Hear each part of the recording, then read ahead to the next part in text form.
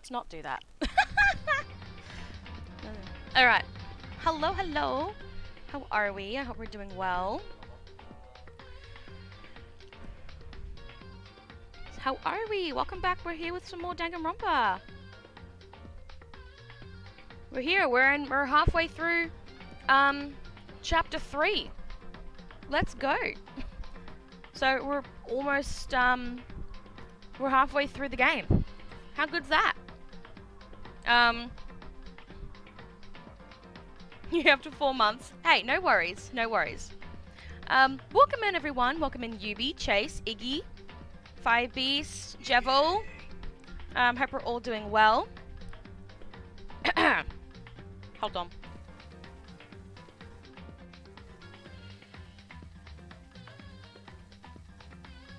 Alright, sorry about that. I was numbing on something. But yeah, last time, two of our precious peeps, Hifumi and why have I forgotten the other Taka. Ishimaru, or Taka as we called him, he is dead as well. So now we're in the middle of an investigation, and we're going to see who ripped these two lovely people. Ash, welcome in. Doing great, Pickle. Just been playing some Pokemon. Nice, nice. So yeah, that's the plan for today. We're going to do the investigation, and we're going to do the class trial. This one will be quite longer, I think, because it's about 2 murders now. So that'll be interesting.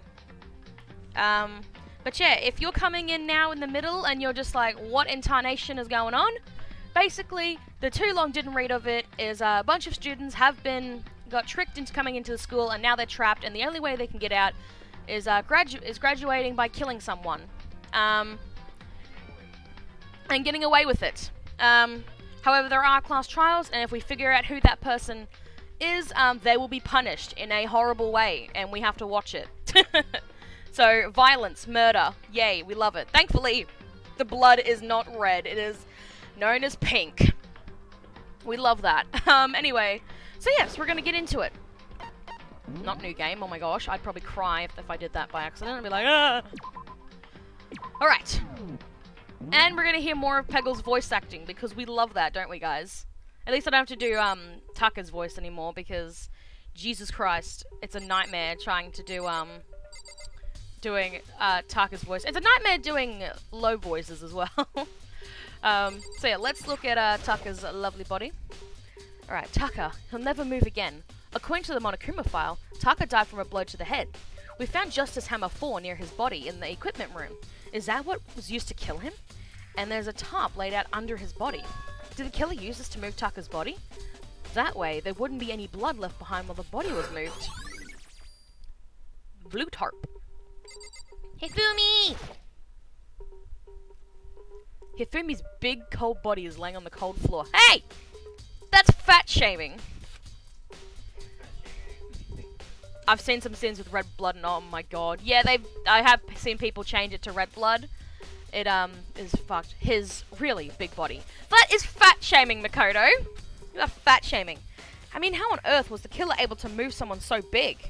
From the nurse's office where he was discovered to here the respiratory, all the way from the first floor to the third, and all without anyone noticing it? How the hell? It's no good, I just don't get it. I can think about it later. For now on, I have to finish investigating Hifumi himself. If I remember correctly, Hifumi's fatal injury was also a blow to the head. Probably from Justice Hammer 3, which was laying on the floor in the nurse's office. Huh? Wait, something's off about his body. Why am I getting this feeling something's different? Something about Hifumi's body in the nurse's office versus his body right now. That's it! His glasses! When his body was in the nurse's office, his glasses were covered with blood. But now they're completely clean. Does that mean someone wiped his glasses off? But who would do that? And why? Dun dun dun.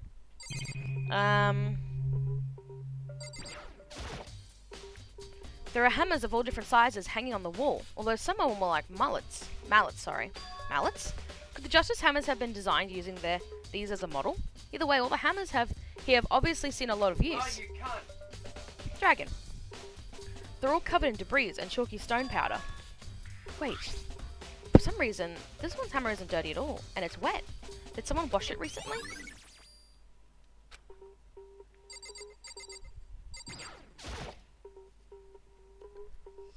Hello, UB! It's a dolly. It doesn't have a handle. I saw this in the art room before. I guess it's used to move statues around. It's kind of awkward, but if you bend down, it's not too hard to use. Huh? But wait. Can you shush? He's playing Fortnite. Wasn't this in the equipment room when we found Taka's body?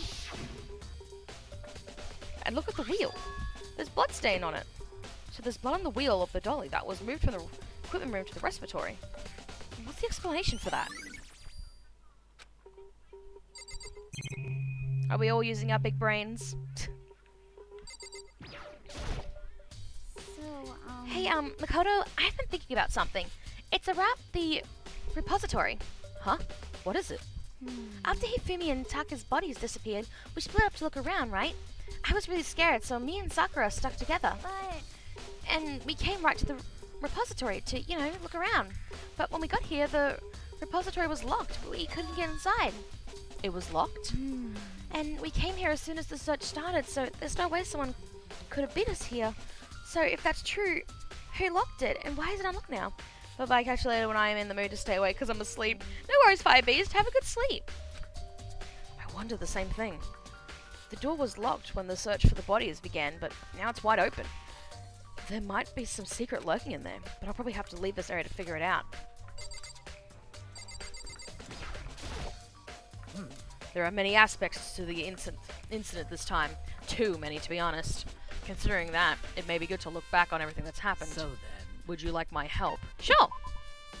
Yeah, let's look back on some things. This morning, only 4 of us met up at the dining hall. Hina, Kyoko, you, and myself. We waited for the others, but nobody showed up, so we decided to go look for them. It was around 8 o'clock when we began our search, and soon after we split up, Kyoko disappeared. I think I'm gonna make a more detailed version of your overlay I made. Ooh, more detailed?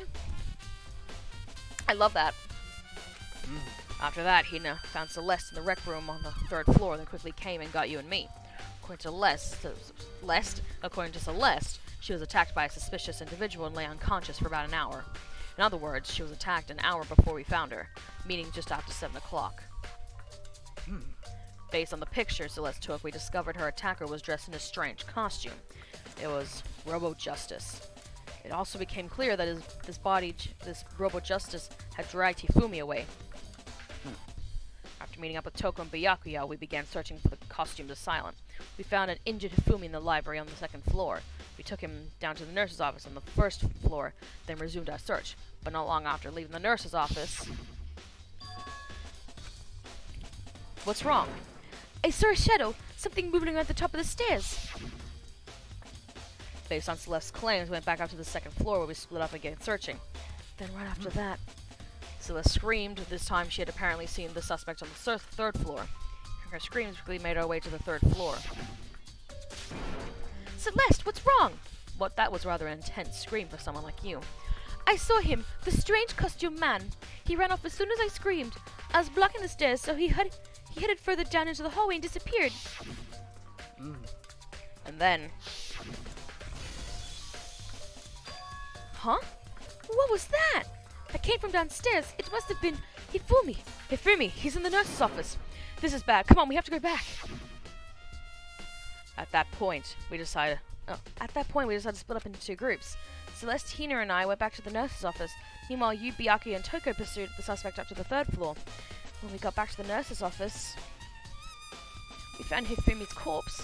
It was also when we heard the body discovery announcement play.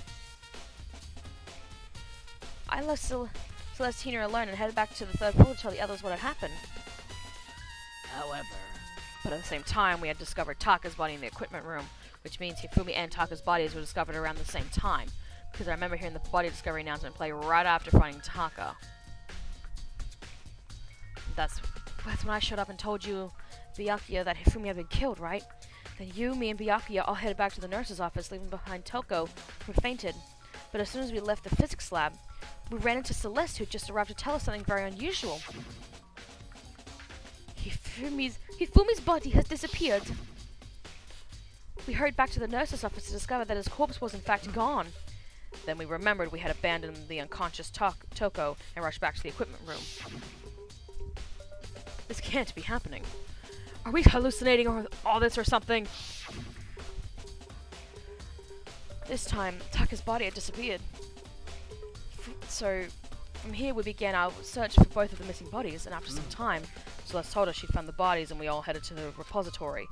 And there we rediscovered the two bodies that had apparently vanished. And that brings us up to now. Looking back, things have certainly been very active. If you want to look back at the case again, just let me know. I'm fine anytime. So yes, that is what happened in the last time we streamed this. So now you sort of know what happened.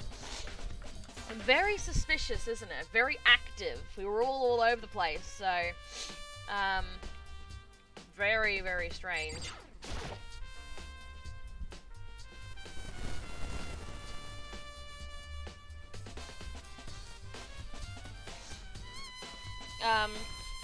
Byakuya, do you think Hiro really did it? I don't see how anyone could think otherwise. When the attacks and murders had disappears, all happened, every one of us had an alibi. The last thing Fumi said when he died. Yeah, he said Hiro's name. In other words... Then there's no room to suspect anyone else. Okay, but if he did do it, why would he hide his identity with that weird costume? Maybe he thought that no matter what happened, he'd be safe as long as his face was covered. Because he's the fool of the century, you see. I mean, he is kinda dumb. But do you really think that's enough to explain it? I feel like there's a clue hiding in there somewhere. What? And is that it? That's all that bothers you about the case? Well, no, there are a few other things.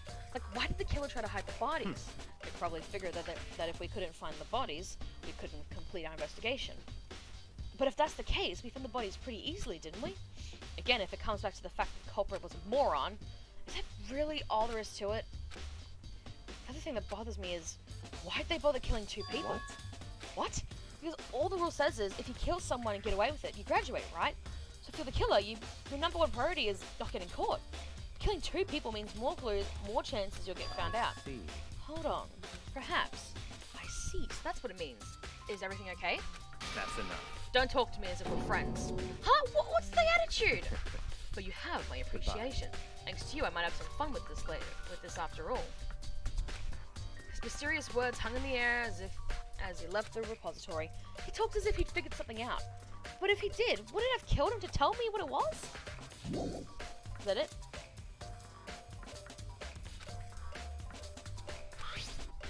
There's definitely a lock on the door, but it can only be locked from inside the repository. I don't see any way to lock it from in the art room. The door can only be locked from inside the repository, which makes me wonder. Hina and Sakura confirmed that the door was locked after we started looking for the missing bodies. And the door is designed so that it can only be locked from inside the repository. In other words, when he had checked it, someone had already gone in the repository and locked the door. When they were done, they unlocked it and left, which is why it's unlocked now. But Hina claims that there's no way someone could have beaten them to the repository. So that certain someone... He just drops dead after telling Makoto the clue. Yeah, he's like, right, bye! Yeah, fucking Byakuya. He's the type of guy that just expects you to know. For those who are wondering, Byakuya, he's literally just this... he thinks he's better than everyone else. He's like that rich boy. So, there's gotta be a clue around here somewhere. Maybe I should check somewhere else. There are some places I already know about. First the nurse's office where Hifumi was found. Then the equipment room where Taka was found. Okay.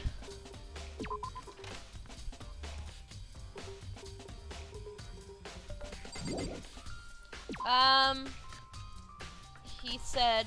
Where was the equipment room? I forgot.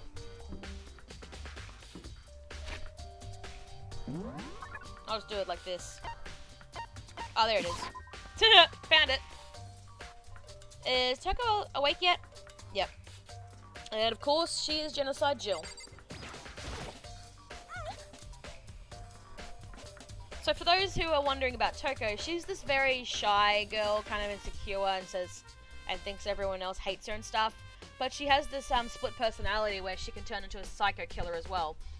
So that's pretty interesting as well.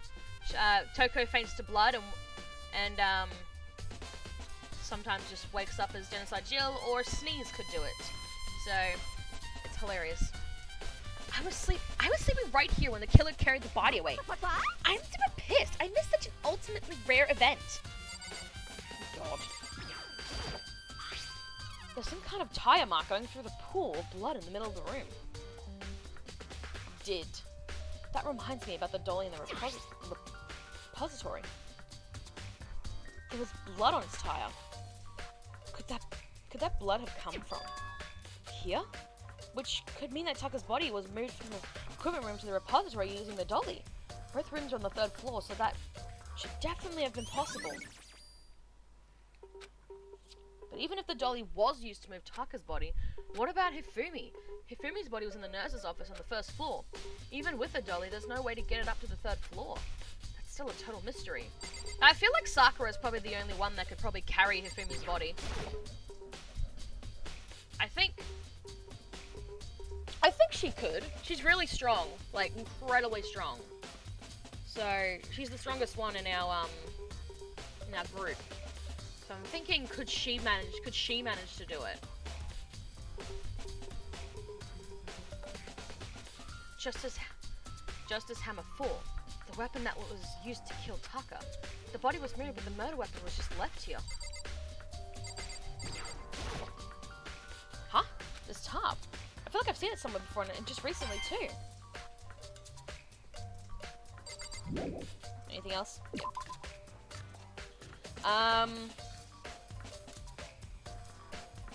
What else did he say? The nurse's office, which was on the 1st floor, I believe.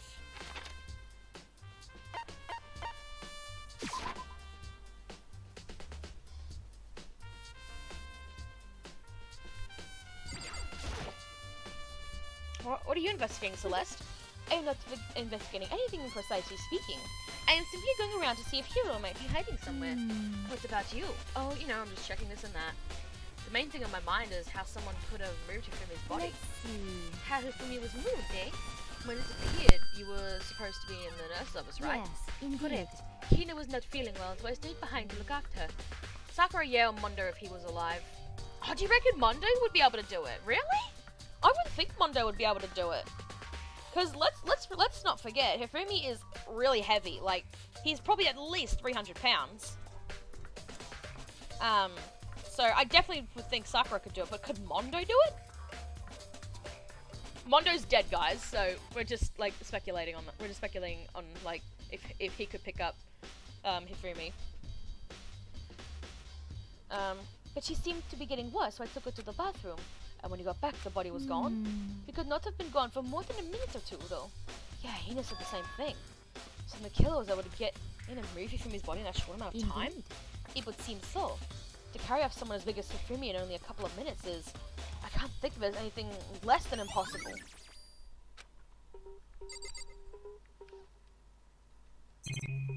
Oh, I can't look at the blood. Okay. Justice Hammer 3, the one that was used to kill Hifumi. Someone moved the body, but left the weapon behind.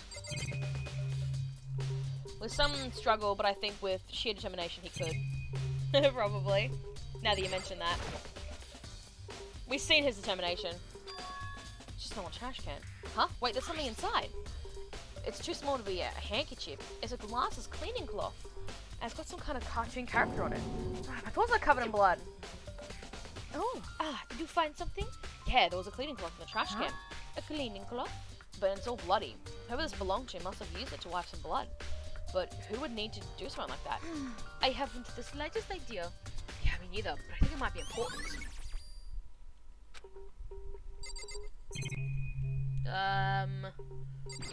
This one. Refrigerator. I wonder if there's anything to drink inside. After everything I've been through, I'm totally parched. Maybe just a quick peek. Bunch of blood packets in here for blood transfusions, I guess. Doesn't help me though, I'm not a vampire. I'm not a vampire. Oh, Makoto. Is that it? So this is where you were. I've been looking for you. You have? I wanted to thank you for what you did. Not that you meant to, but you ended up making this little game of ours very interesting indeed. You should go to Hiro's room. Oh, and let me give you this. Meet in the dining hall. This is the note Hiro wrote to get us all to meet up, right? You remember well. Well, the penmanship was pretty remarkable, so it left an impression. It's all clear now. Anyway, this makes it clear, right? This is a trap. What is? Things grow ever more exciting. What are you talking about? I've already repaid my debt. I don't know any more explanation. Goodbye. It's like, what the fuck? Okay. So he said to go to Hira's room, but what's waiting for me there? Fucking Byakuya, he's just like, hey, I got you something. See this note? Yeah, go check to that room. I'm not telling you why, just go do it, you wuss. Hero's room.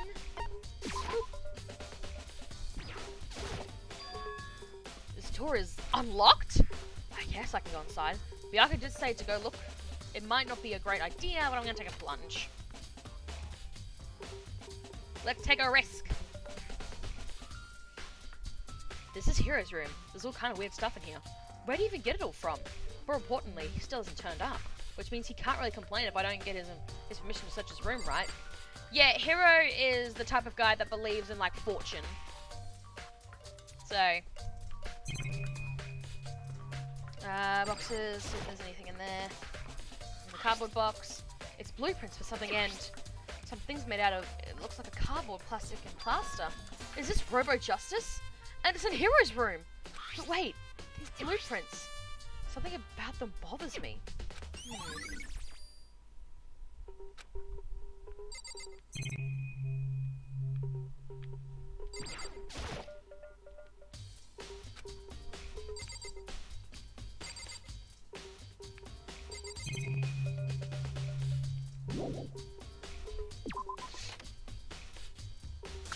Makoto, big news! Big news! What's wrong? We found Kyoko! What? Is she okay? Where is she? Wait, I wasn't done. There's more big news. Just a second. Robo Justice showed up too! Robo Justice? It's Hiro wearing the costume! Okay. Anyway, as soon as you can, head to the pool on the second floor. Do you think Hiro and Kyoko would turn up at the same time? Anyway, I have to head to the pool. I ran up to the second floor as fast as I could. Hiro would have everyone's birth charts memorized and still get their signs wrong. Yeah, he's only 30% correct half the time, guys.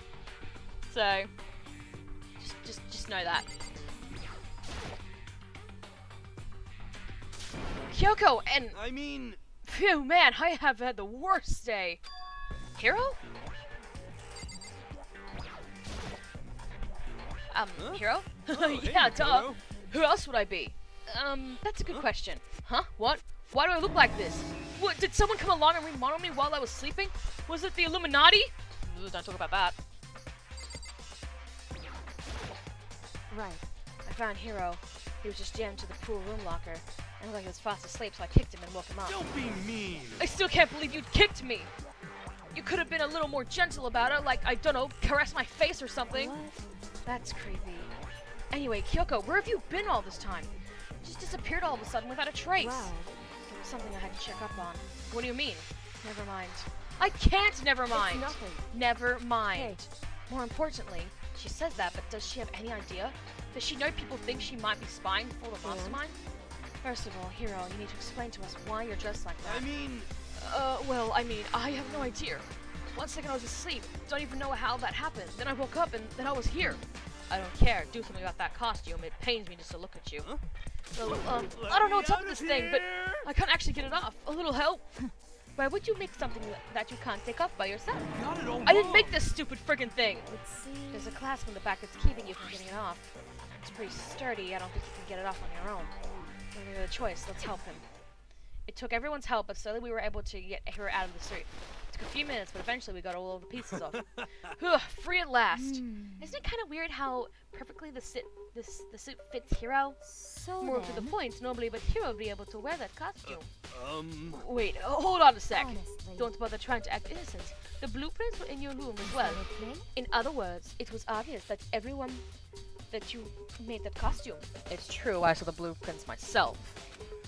Yeah, me too. Could it be? It's obvious, the one who put this costume on and went around attacking everyone terrible. was Hiro!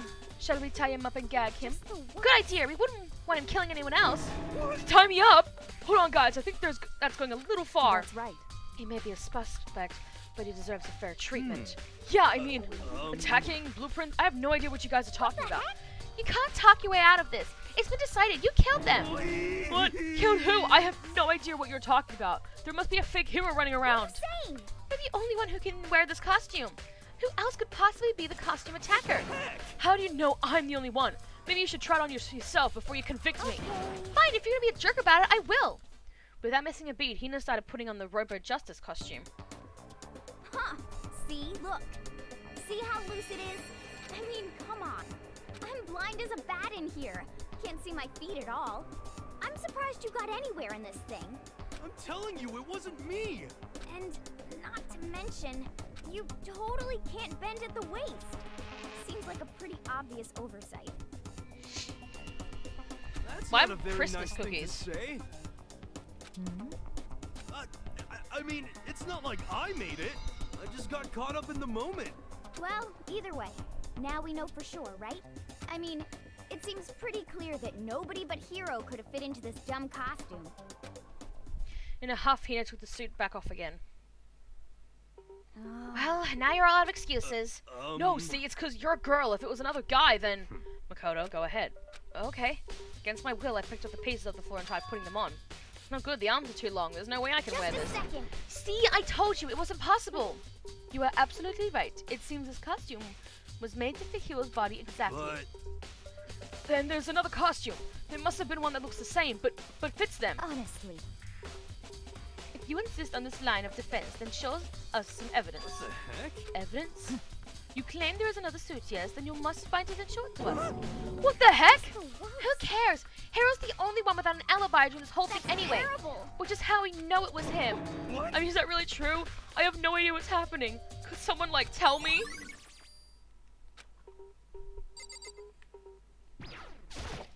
What the heck? If you don't tell me what's going on, how am I supposed to understand? I think I figured out that someone's been killed, right? Makoto, who was it? Well, 2 people were killed. Taka and Hifumi. What? 2 people? Why are you freaking out? You did it. I did not. Wait, hold on. If those 2 are the ones that were killed, How about that? that's it. I know who did it. So then, You may as well tell us then. Taka and Hifumi were fighting over Alter Ego, right? I'm at least Which means 30% Alter Ego right. and or Chihiro must have done it. correct. I see. That's unfortunate. Unfortunate? Stop trying to trick us. Just admit that you did it, okay? I'm telling you, you got it all wrong. So I know. then. That note. Imagine waking up to 2 dead boys. Legit though, if that was me, I woke up and hearing that 2 guys were killed, I'd be like, what the fuck? Right? Last night, someone sent a weird note onto my door. And here's what it said. I found a hole. Maybe we can use it to escape. Monokuma can't find out, so don't tell anyone else for now. Let's meet in the rec room at 1 a.m. The last thing I remember is going to the rec room, then for some reason I fell asleep. Hey. The real killer probably drugged me or something. The worst. Not a chance. No, hold on. He could be onto something. The nurse's office did have chemicals that could do that. What, really? I told you, someone's trying to set me up. See your passage, a chance to escape? Someone wrote that all to trick me. You know that's true. You must be one dumb fish to bite every piece of that bait that floats in front of you. Well, after being trapped in here so long, even if you know it's a lie, you're still gonna check, right? They preyed on my desire to get out of here. They deceived me. I still don't buy Don't it. be mean. Well, you should buy it. Just a second. Okay, then show us that note. With pleasure. I have it right here in my, pocket. No Looks way. like I lost it. Ah. Yeah, sure. Please, you gotta believe me. I wouldn't hurt a fly. As I said before, if you want us to believe you, you must provide evidence. Can you show us the note? I have no particular issue with what you claim, but if you want us to believe you, give us a reason. What the heck, for serious? Now then, shall we resume our investigation? There's no time to waste before the class trial begins. Why do we need to keep investigating? We already know who did it. Why? Why did you kill them? Tell us, Hero. No, it's like I said. Was it really to get money Monokuma offered us? Yeah, that must be it. You must be totally broke, and that's why. That's a false accusation. Someone help me. Just be thankful we haven't bound and gagged you. If you have time to yell and carry on, you have time to search for your evidence, right? You're right. I need to look for the second suit in that note. Feet don't fail me now. I guess I'd better get back to guard duty. I was gonna ask Toko, Genocide Jack, to switch for me. But if she and Sakura got into a fight, we'd have a catastrophe on our hands. Oh, bye. One by one, everybody plead away. Makoto, do you have a second? Huh? I want you to help me with the investigation. Looks like I got a late start on this one, so I need to make up some ground. Sure, I don't mind helping, but can you promise me something? Later when we have time, will you tell me why you disappeared? Why is that? No. to reject me so simply. Anyway, I need your help. You don't mind, do you? Okay. Shall we go? Thanks. Now then, shall we? Hey. So Makoto, first I'd like to examine the corpses. Examine the corpses. I can't believe I'm hearing that from a girl the same age as me. Dead bodies don't lie, you know. They tell the truth far more easily than the living. Wouldn't you agree? How am I supposed to answer? Anyway, we have to hurry before the class trial begins again. Yeah, you're right.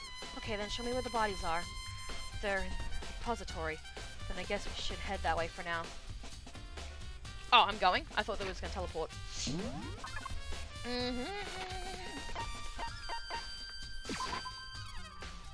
You see that? You see that, Kyoko? I just teleported. Fumi and Taka. For one moment, Kyoko seemed to regid. Only for a moment. So then. Oh then, let's get started.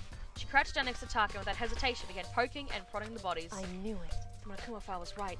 They were killed using similar weapons. Her movements were so smooth. She was so calm. Seeing how comfortable she was actually made me feel a little more comfortable. What you gotta say? I see. Makoto, I found something. Hey. You did? You remember that wristwatch Taka always wore in his left hand? He did? Ugh. Are you so oblivious to people around you? Do you dislike other people that much? No, that's not it. Anyway, so you said he had a watch? So then. Take a look. It's broken. You can see the hands aren't moving, right? Makoto, the ultimate teleporter. Legit, though. It's most likely broke when he captured with his assailant. Oh, excuse me. And if you notice, his hands are frozen at just past 6 o'clock. So that would mean the watch was broken sometime just after 6? That's right. But last night, Taka's watch definitely wasn't broken. Hey, you! How long were you gonna keep us waiting? Taka's irritated voice pierced the air as he started pointing at his wristwatch. It's almost 10 o'clock, you know that! Bedtime for all the little boys and girls. In other words. So if it worked at 10 at last night, it couldn't have been broken at 6 p.m. Meaning it must have happened at 6 this morning. However. And that's not all. Look at Taka's left hand. He appears to be gripping something. You're right! There's something white in there. You can try and pry it out. Me? Because Your Mortos has already sent in. Boys are better suited to this kind of manual labor, right? Okay. As much as I didn't want to, I grasped Taka's cold hand. The ice cold hand was nearly enough to cause my heart to stop beating. After some effort, I was finally able to free the object from his tightly clenched fist. A piece of paper. Was that all he had in his hand? Yeah, that's it. Just a little scrap of paper. Doesn't seem like much of a clue, does it? Is that right? I wonder about that. Kyoko then turned to Hifumi's body. So then. Let's check Hifumi's body now. Perhaps he left us a few clues of his own.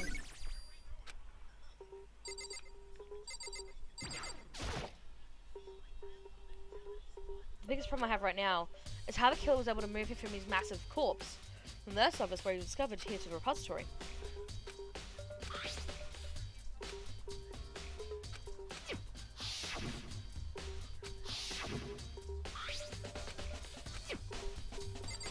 Oh, I thought I'd talk to it, but let's see him. So, did you find anything? Indeed. I did. More than I expected, to be honest. Look at this.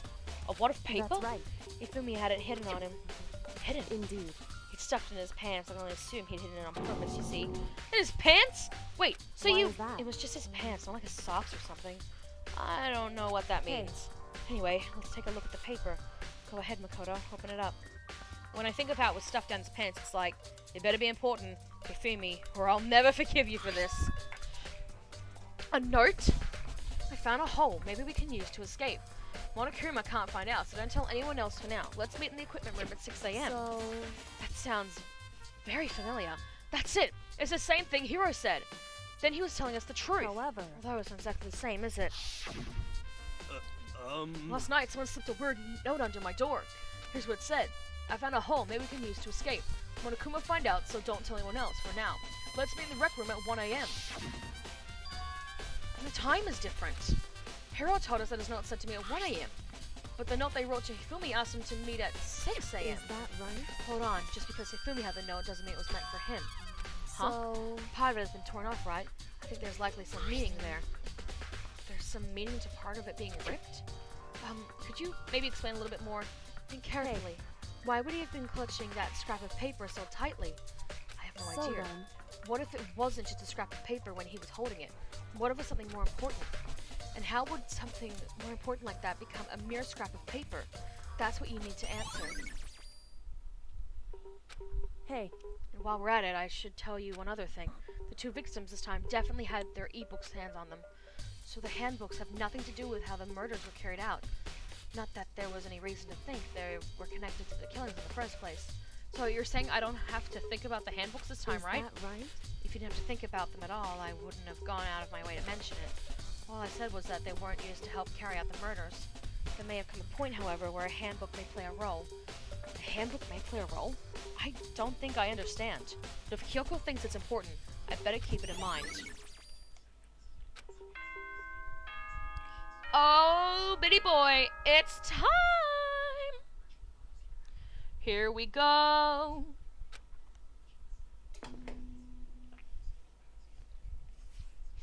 Are you excited? Are you pumped? It's time for the class trial to begin! Sweet. Like the bright burst of fireworks, like the flash of a soul clashing with life and death. Heck yeah. And so, with no further ado, everyone please meet at the usual spot. Oh, yay! Make your way to the red door on the first floor of the school. See you soon. It would Who could seem- it be? It's unfortunate, but I suppose this is where investigation comes to an end. You'll have to figure out the rest for yourself and come to a proper conclusion. Yeah, you're right. Shall we go? Well, we better get going. Okay.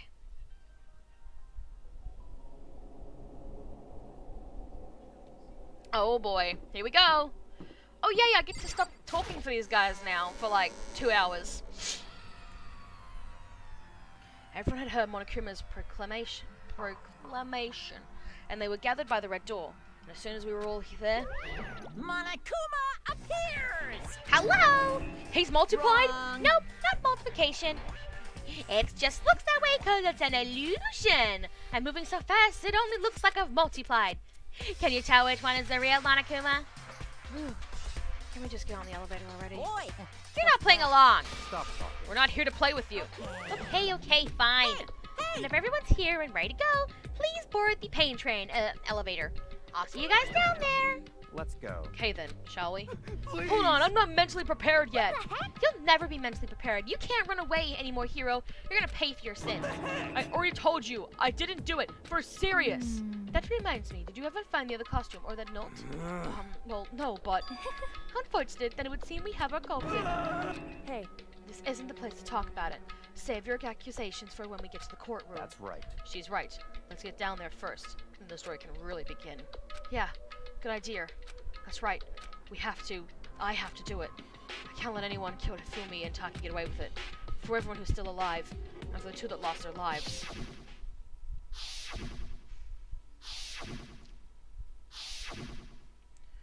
The one who killed Hifumi and Taka, the one who killed two of our friends. The killer is someone right here. I took one last deep breath and exhaled slowly. I began to walk towards the elevator. Once everyone was aboard, the doors closed on their own, and the steel box began to move.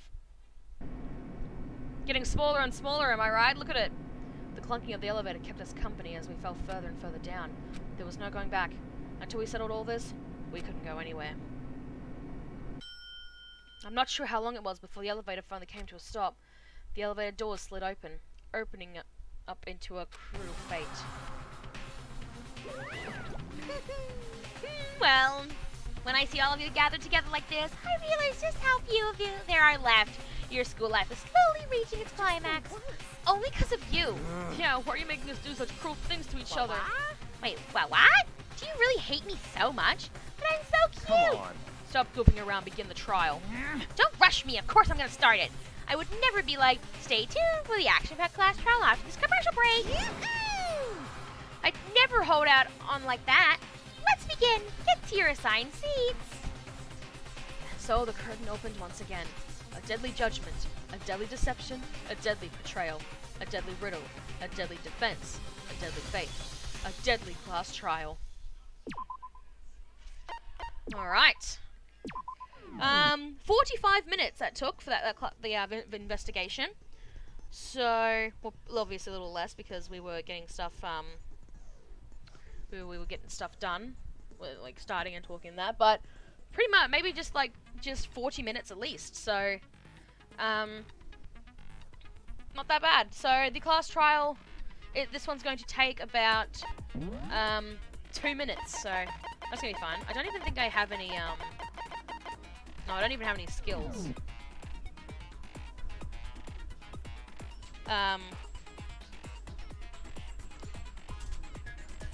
So yeah, I hope we're excited. Let's get this on.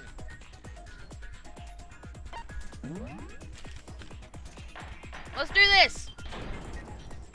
Now I don't have to do stuff. Let's begin with a basic explanation of the class trial. So, your votes will determine the results. If you can figure out who done it, then only they will receive punishment. But if you pick the wrong one, then I'll punish everyone besides the blackened, and the one that deceived everyone else will graduate. Now then, to begin with... We already know who did it. Was that? Was that? It was Hiro.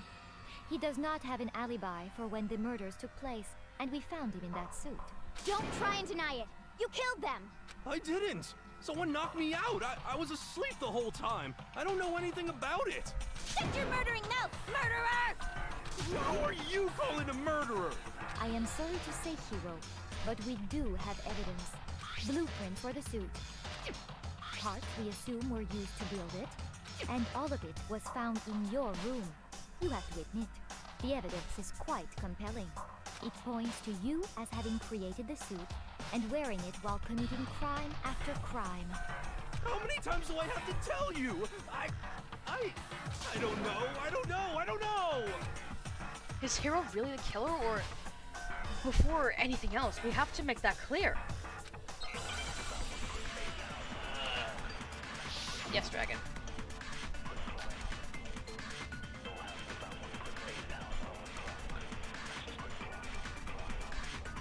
Everything we found in your room.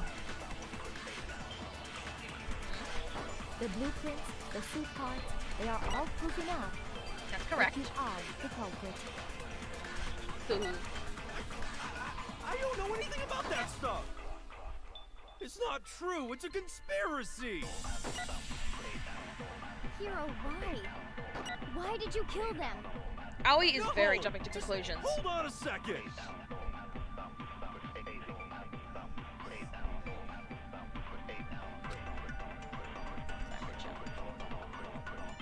If I remember right, here his handwriting is... Everything we found in your room. The blueprints. They are How do I all shoot again? proof enough. There we go. No, it's wrong. Almost forgot how to shoot, guys. Are we sure Hiro really made those blueprints? Yeah. What do you mean? Well, take a look at this. It's the note that Hiro wrote, asking everyone to meet up after Alter Ego disappeared. The handwriting's obviously different, wouldn't you say? When you compare it to the blueprints. There's no way you could think the same person made both of them. Unless that person made it a point to disguise their handwriting. No, the differences are bigger than that, I think. Come on. I'm not smart enough to think of trying to change my handwriting anyway. It is quite... You'd have to be really, really good to be able to change your handwriting. And in Hiro's case, he's too stupid to do that. So Makoto, are you saying you don't think Hiro's the culprit? Everyone agrees. And he's not the only one. I think Hiro's innocent as well. Then who was in that Robo-Justice suit? Is it like Hiro said? Was there really someone running around in a second suit? The suspicious individual hidden within the suit. Go ahead, Makoto. Tell them who it was. And of course he passes it on to me. So, who was in the Robo-Justice suit? The suspicious individual in question, the other one that must have been in the suit.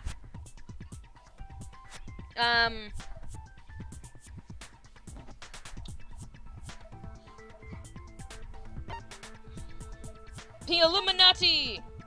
Nah, it was Hero. I got it!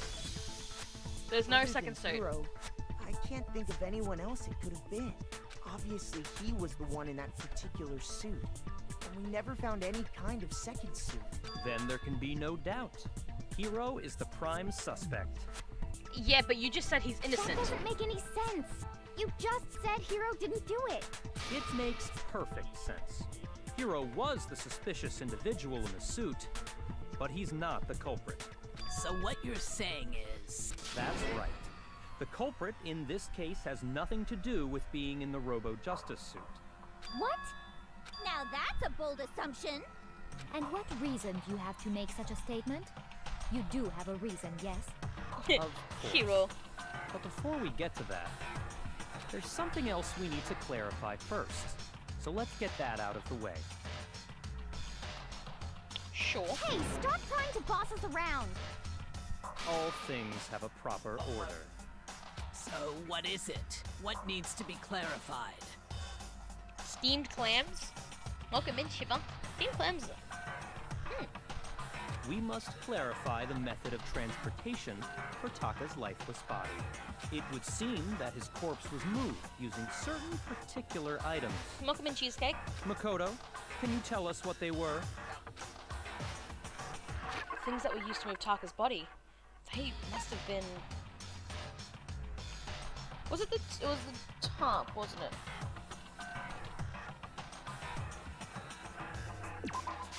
I got it! There's still one more thing. The things that were used to move Taka's body, they must have been... this. I got it! They were a dolly and a tarp, right? What's with the attitude? So, let's see if I can explain. Who calls it a dolly? I would just call it a moving transportation. Taka's body disappeared from the equipment Yeah, room, I'd call it a trolley. They call and it a then dolly. we rediscovered it in the repository. And when we found it for the second time, it was wrapped in a blue tarp, right? It was the same tarp that, up until then, was stored in the equipment room. So the killer must have seen it there, and decided to use it when they moved Taka's body. That way, they wouldn't leave any bloodstains while they were moving it. Okay, that explains the tarp. And the dolly? Same thing. Moon Dragon and everyone else are ready for the unforgettable luncheon. Luncheon? I'm sure the dolly was in the equipment room when we first found Taka's body there. But when the body disappeared, so did the dolly. Later, when Taka's body reappeared in the repository, so did the dolly. In other words, you think they used the dolly to move the body. Am I right? But are you sure you are not mistaken? Huh? Are you absolutely positive the dolly was in the equipment room when we found Taka's body? That dolly was made specifically for moving large objects between the repository and the art room.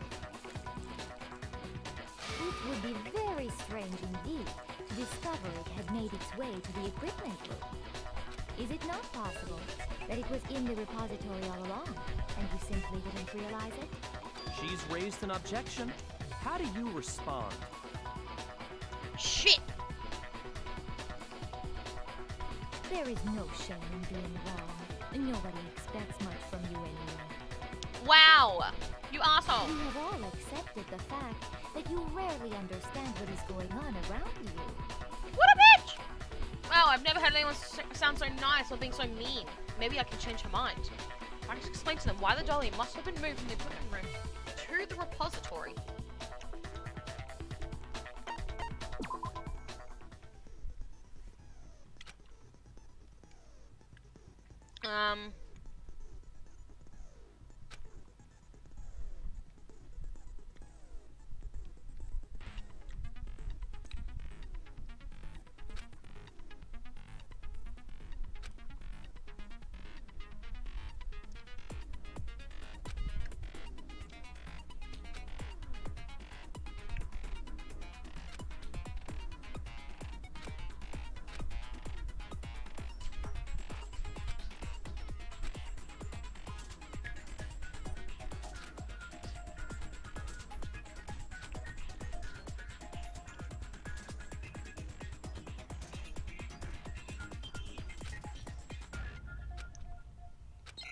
I can't remember what mode I'm on. I think I put it on gentle, I think.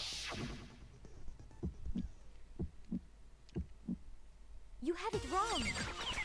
I cannot agree. You are a fool. So pathetic. Lies will get you nowhere. Do your worst. You miserable wretch. I cannot agree. You are a fool. Do your worst. You have it wrong. I cannot agree. You are a fool. So pathetic. Lies will get you nowhere. Do your worst. You miserable wretch. I cannot agree. You are a fool. Hold on, where's my fever? What's my button for fever? Where's my thing?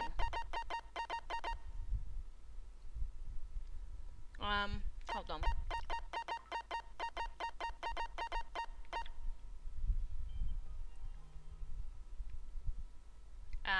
Fever time.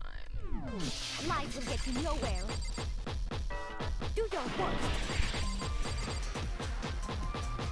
You miserable wretch.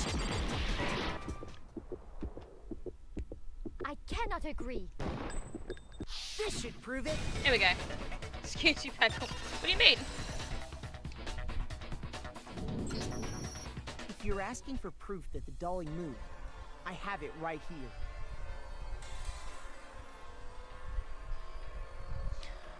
When I found the dolly in the repository, one of the wheels had a blood stain on it. There was a pool of blood in the equipment room with a tire mark in it that matched the dolly wheel's tray. The killer probably rolled the dolly through the blood on accident as they wheeled the body out of the room. And as the blood dried on the tire, they moved the body into the repository. Oh, that's cool. So there's my proof that the dolly was used to move Taka's body. Jeez, Celeste really hate you that Well, much? anyway, that was just something we had to get out of the way. Let's get back to the main subject. Yeah, the subject of how Robo Justice didn't do it. Because if it's not a killer robot, then what kind of robot is it? Dunno. I'm not sure that really matters. I'd be happy to explain why the occupant of the suit couldn't possibly be the killer. If you look back on how the body was transported, it will become immediately obvious.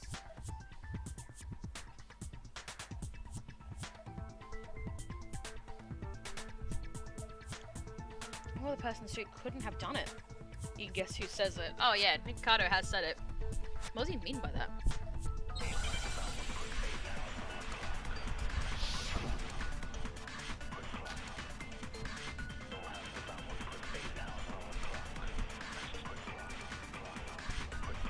As we know, Taka was killed in the equipment room. And from there, the body was moved to the repository, correct? Yeah, the culprit wrapped the body in the tarp, then loaded it onto the dolly and wheeled it off, right?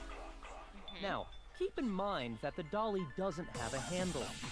No. Well, yeah, but even without a handle,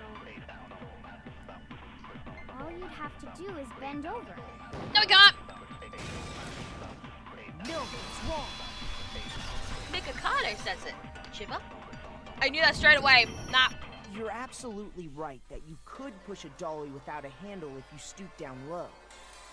But if you were wearing that suit, do you think you could actually get into a position like that? What do you mean? Think back to what you said when we were all checking out the suit together. Remember?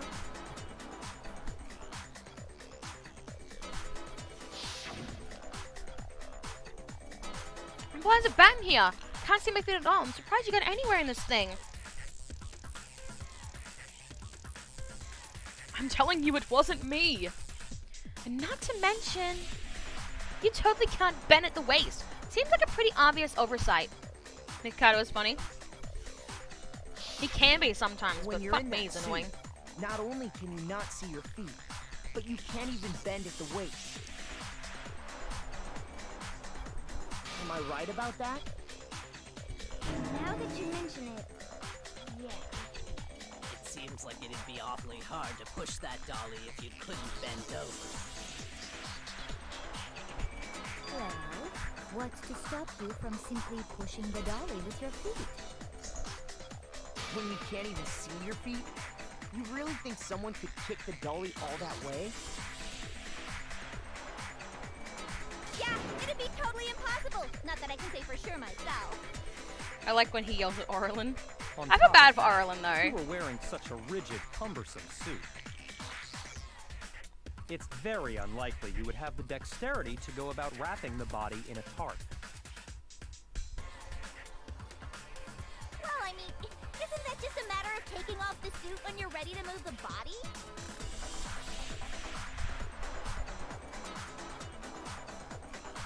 There's absolutely no chance that the costume was taken off just to move the body, because once it's on, you can never take it off. You can't take it off by yourself. I got it!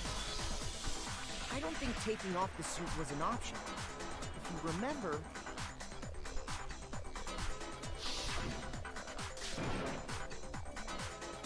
I don't know what's up with this thing, but I can't actually get it off. Little help? Oh, does that mean child need is actually nap? No, thirst. Why would you make something that you can't take off yourself? And then make this stupid friggin' thing. There's a clasp in the back that's keeping you from getting off. Oh yeah, Burger King? Yeah, we don't have Burger King here, but we have like a different form of it. It looks pretty sturdy. I think we can get it off. I don't think he has a choice. Let's help him. Yes, Hungry Jacks. That's true. It seems impossible to put the suit on or take it off without help. Then, you really can't take it off by yourself? Hero wasn't just making it up? Of course I wasn't making it up. If he could have gotten it off by himself, I don't think he would have let us see him wearing it. Showing up in the suit was basically an invitation for everyone to suspect it. Yeah, that's right. So, it's really, really true that Robo-Justice couldn't have moved the dolly?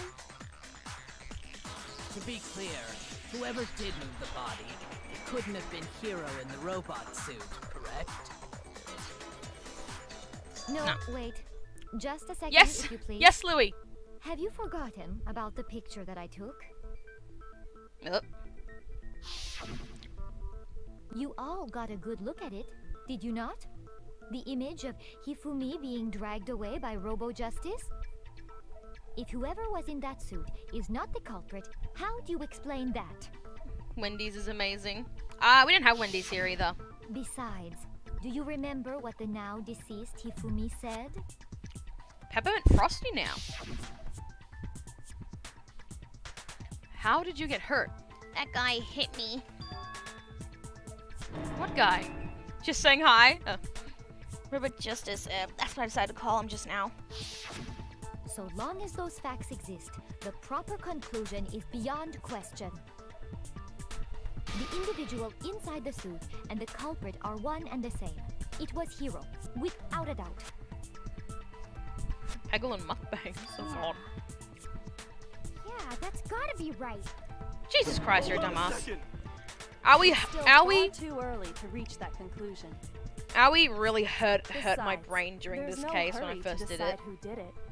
She was far too Before we gullible. rush to a verdict, shouldn't we explore every single possibility?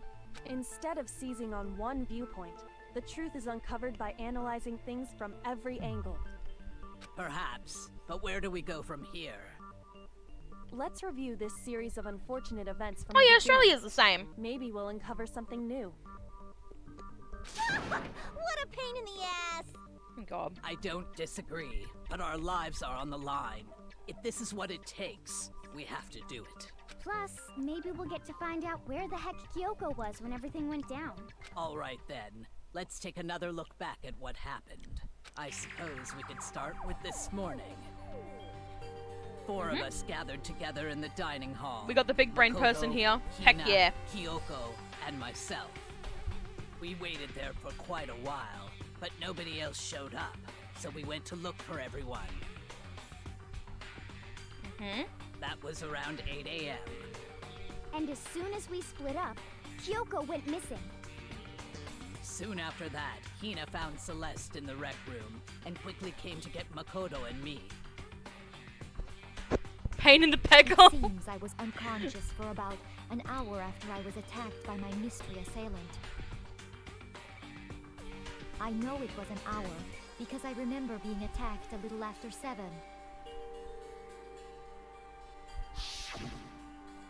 That was when we saw Celeste's picture and discovered that her assailant had been wearing a strange costume. As it turns out, it was Robo-Justice. It also soon became clear that this same Robo-Justice had abducted Hifumi. We were soon joined in our search by Byakuya and Toko, and then went on to find Hifumi in the library. He was injured, so we took him to the nurse's office and resumed our search for the suspect. But not long after leaving the nurse's office...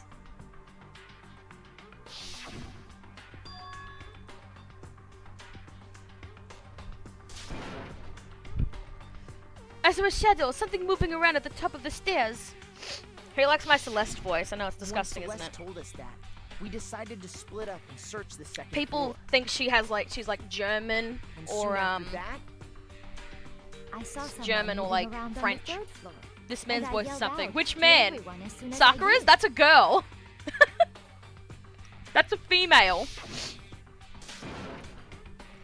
Celeste, what's wrong? That was a rather intense scream for someone like you.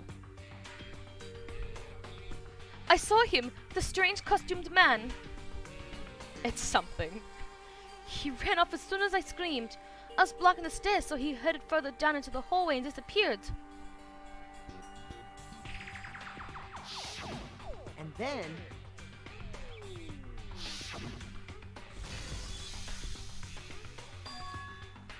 Okay, lol. Yeah, that's a girl! No wonder. Yeah, she's wearing a skirt, so... Hifumi, he's in the nurse's office. This is bad. Come on, we have to get back. At that point, we decided to divide up into 2 groups. Celeste, Hina, and I went back to the nurse's office, while Sakura, Byakuya, and Toko chased after the suspect. When we got back to the nurse's office, we found Hifumi, dead. And that's when we heard the body discovery announcement. I left Celeste and Hina there and headed back to the 3rd floor to let the others know what had happened.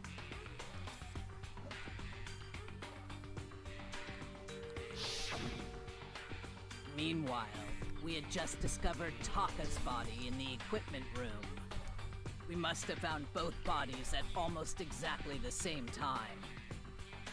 Because we heard the same announcement not long after we discovered his body. And that's when I told you guys about Hifumi. Then the 3 of us headed for the nurse's office. But right after we left the physics lab, we ran into Celeste, who'd arrived after us, and she told us something very surprising.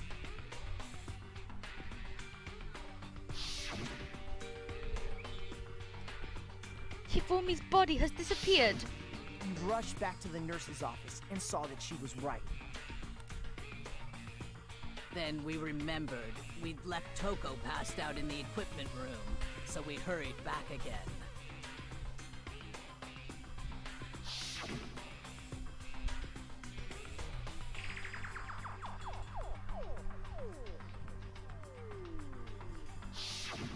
But when we got there, we discovered that now Taka's body had also gone missing.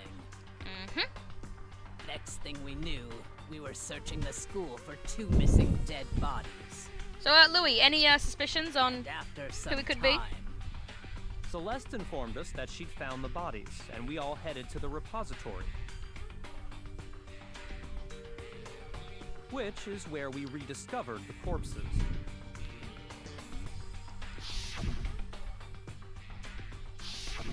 I think that about covers it. I see. The whole thing sounds exceptionally complicated. It certainly does. seems to me that these are not a simple series of connected You got no events. idea?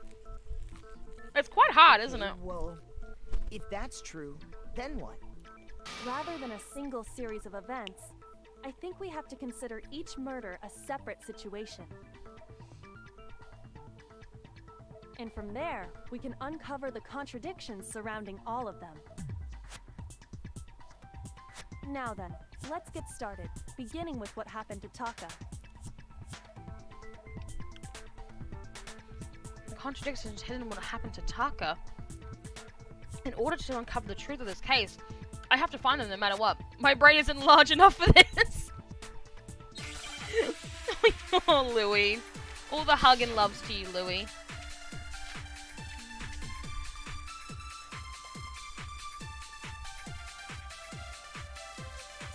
So, regarding Taka's death, I wonder if he died before Hifumi. Or perhaps it was after? We already know what order they were killed in. Do we? Taka came last. Are you sure about that? what makes you say that? Because of the numbering of the Justice Hammers. Bruh. It's true that Hifumi was killed with Justice Hammer 3, while Taka's death came from a swing of Justice Hammer 4. See? So it's obvious Taka came after.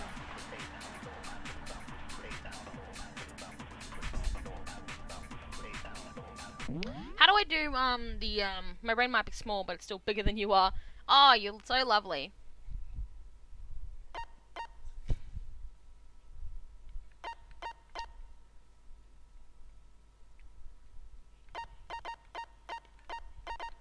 Hold on, I need to, figure out what button to use to do the,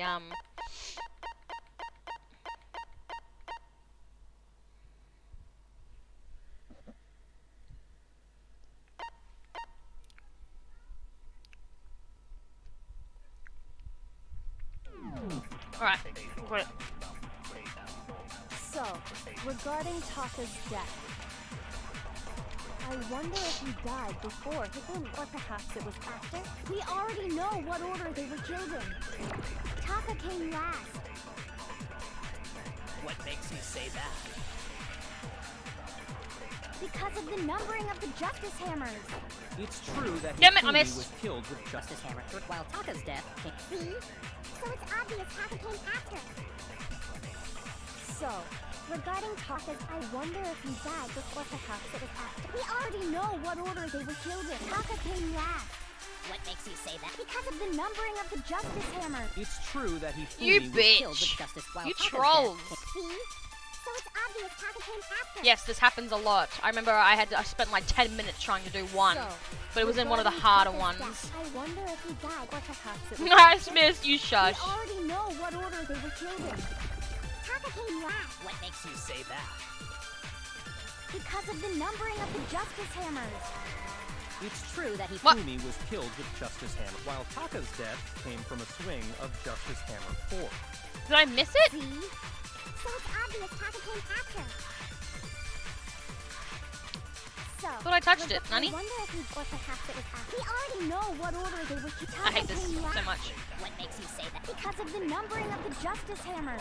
It's true. Oh that my Hifumi god. was killed with Hold on, Mondo guys. death. I gotta concentrate. So it's obvious. I hate this.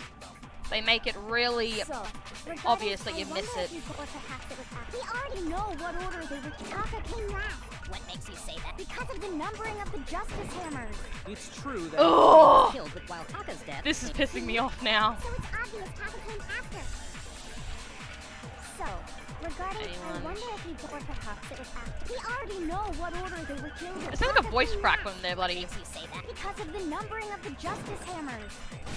Finally! No, it's wrong. Ah! That was ridiculous. Can we just talk about that for a second? Hold on.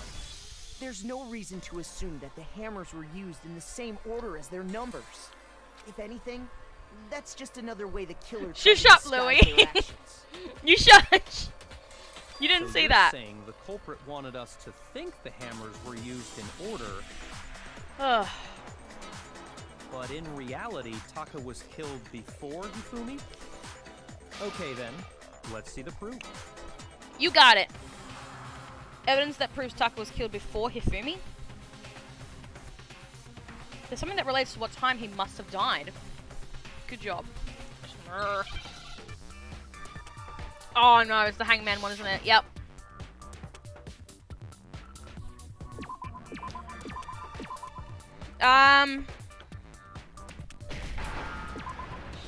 I think it's wrist hand. Remember his watch?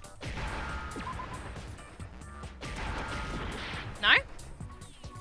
Wrist watch. Be watch. Wrist watch. C. And then H.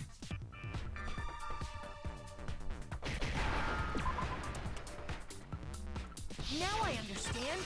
I need my hearts back. I will not shush. Wah. Got it. Taka's wristwatch. See? Look. It broke with the hands pointing just past 6 o'clock. It must have gotten broken when he was attacked by the killer. Because as of last night,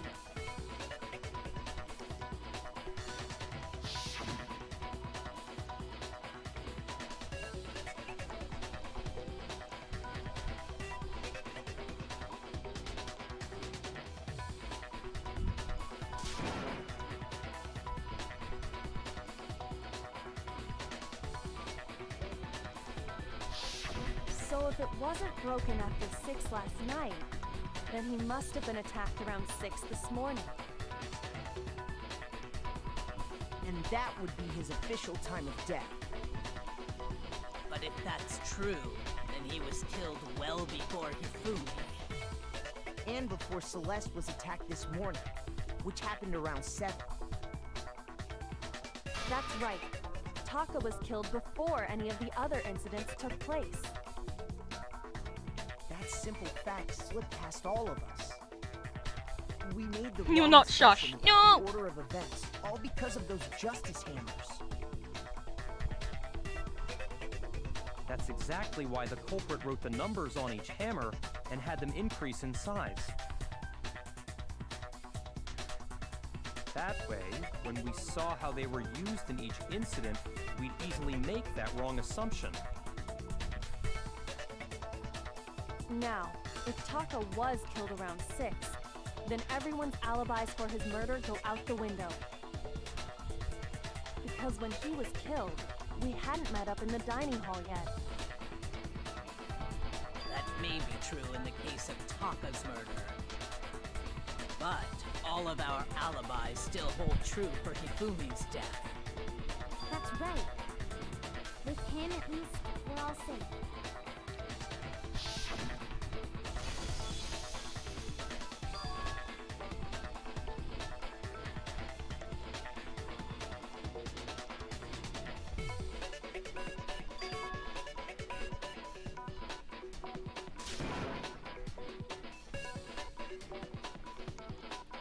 I'm doing well, Orville. When we heard Hifumi screaming, we were all together. Except for Hiro and Kyoko. Then we all ran down to the nurse's office, and that's where we found his body. That's totally true. We're all in the clear. Oh, I know! They must have recorded him screaming on a tape or something, then played it later on. If that's true, where's Thoughts on the FNAF movie news? I'm excited for William to be in it because I love William, one of my favorite actors. As for the other dude, I don't really know who he is, so I don't really care that much. We heard Hifumi scream. Since all of us were there together, clearly none of us could have killed him.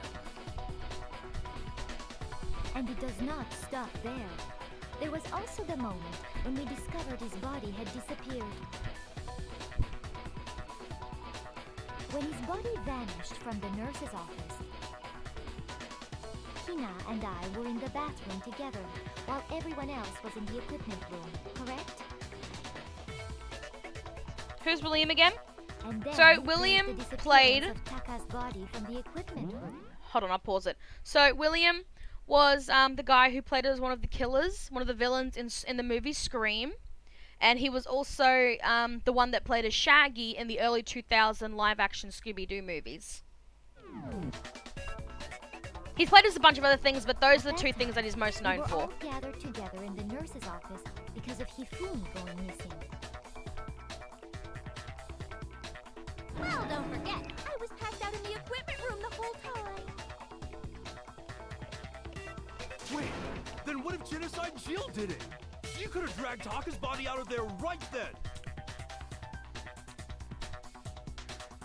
Even if she could pull that off, there's no way she could have done the same with Hifumi's body.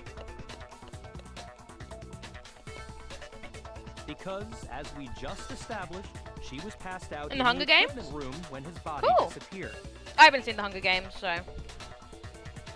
Besides, I do either of them anyway. In other words, it is impossible that any of us could have killed Hifumi or moved either of their bodies. On the other hand, Hiro and Kyoko had disappeared, so they most certainly could have done those things.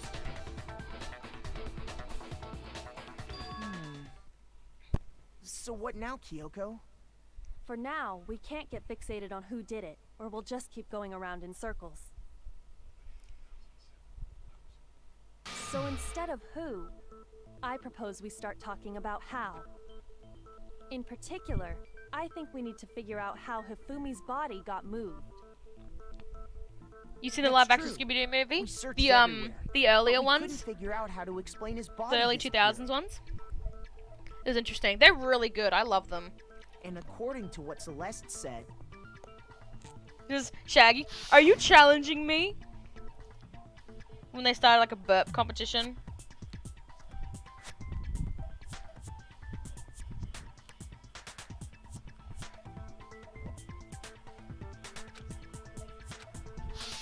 his body apparently disappeared in the 1 minute her and Hina took their eyes off of it. But to carry that much weight from the first floor up to the third in that short amount of time? You think it's dated? I think it's really good. Man, yeah. There's no way. It'd be impossible. People, not many people talk about it now, but What if I told you there was really a good. way to make the impossible possible? What? How? If the dead body were to move itself. what? The dead body moved on its own? No. Not another ghost. I don't think it has anything to do with the occult. I think what she's implying is we thought Hifumi was dead, but perhaps in reality he was still alive. He was alive? Are you saying Hifumi wasn't carried out of the nurse's office, but simply walked out on his You started own? TikTok? But I mean, we found his body. He was dead.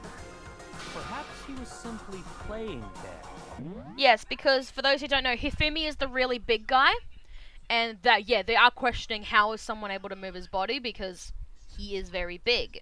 The only person that really, that in this room, the only person that could do it is Sakura. But she has an alibi, there's no way she could have pulled it off. So, he was alive the first time we saw him dead. That You didn't know Andrew Garfield could sing? possible. I did that Fumi was still alive. Is it really possible? Heck yeah, it is.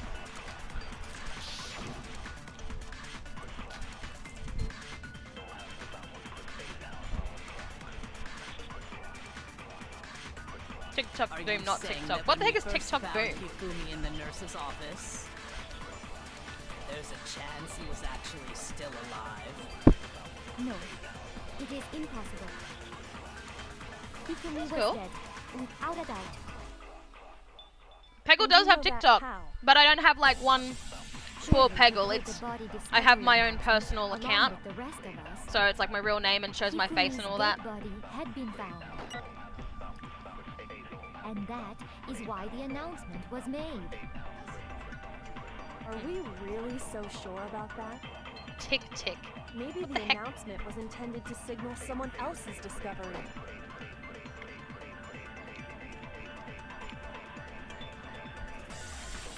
I am I will set up a TikTok probably at some point. So, Tick Tick Boom is a movie. Ah, okay. Are you saying that when we first found Hifumi in the nurse's Yeah. office, Dragon has his own though. there's a chance he was actually still alive? No, it is impossible. Hifumi was I think I need to use dead. another And you know green that thing again. shortly So before hold the on. body Hifumi's dead body, And that is why the the announcement. Are we really so? Maybe the announcement was intended to signal someone else's discovery. Lynn directed it. Oh, cool.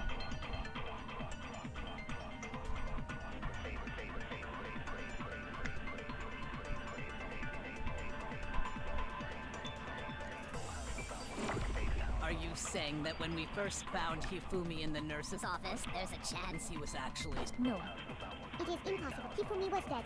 And you know that how? surely you heard the body discovery announcement. Hifumi's dead body had been found. No, it's wrong. Yeah. No, that's wrong. Was the body discovery announcement that was made really intended for Hifumi? Of course it was. The announcement played right after we discovered his body. Maybe. But that was also the same time that Taka's body was found. That's right. It wasn't long after finding his body that we heard the announcement. So there's a good chance we've made a mistake in there somewhere. I think we've confused whether the Surprised announcement I'm watching it was now. for It came out in Hifumi 2021. or Taka. Oh, okay. First of all, if two bodies had been found, there really should have been two announcements. Maybe Monokuma simply got lazy and rolled them together into one. What do you say, Monokuma? Any comment?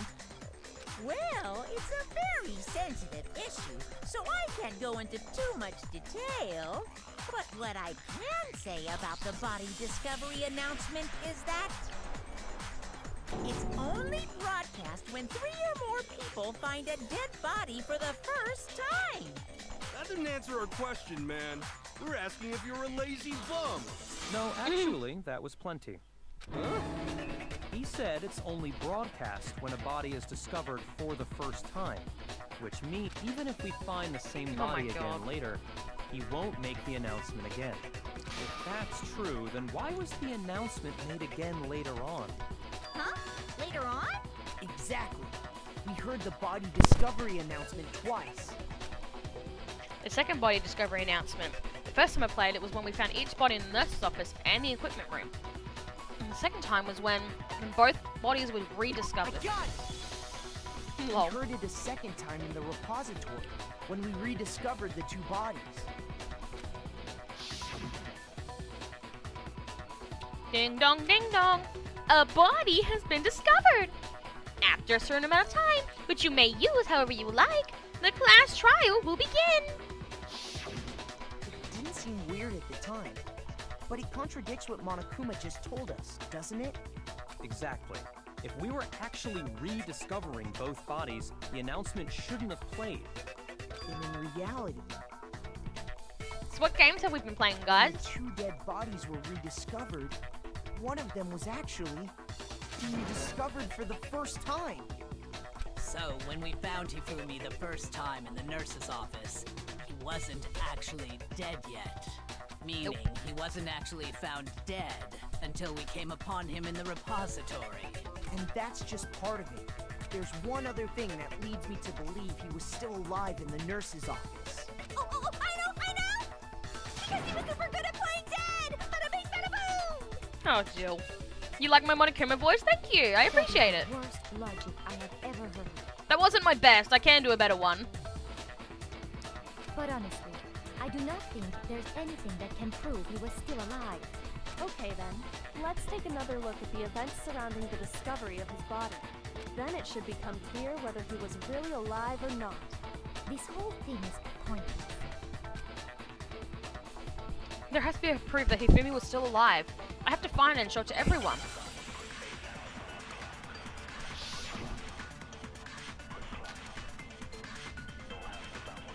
I already knew it was the glasses. Well, here's one thing we do know. The first time we found Hifumi's body was in the nurse's office. And then, while me and Celeste were in the bathroom, his body disappeared. And the next time we saw his body, it was in the repository. But when you compare his body before being moved and his body after being moved, other than the change in how it was positioned, there was no notable difference. Yes, there was! No, it's wrong.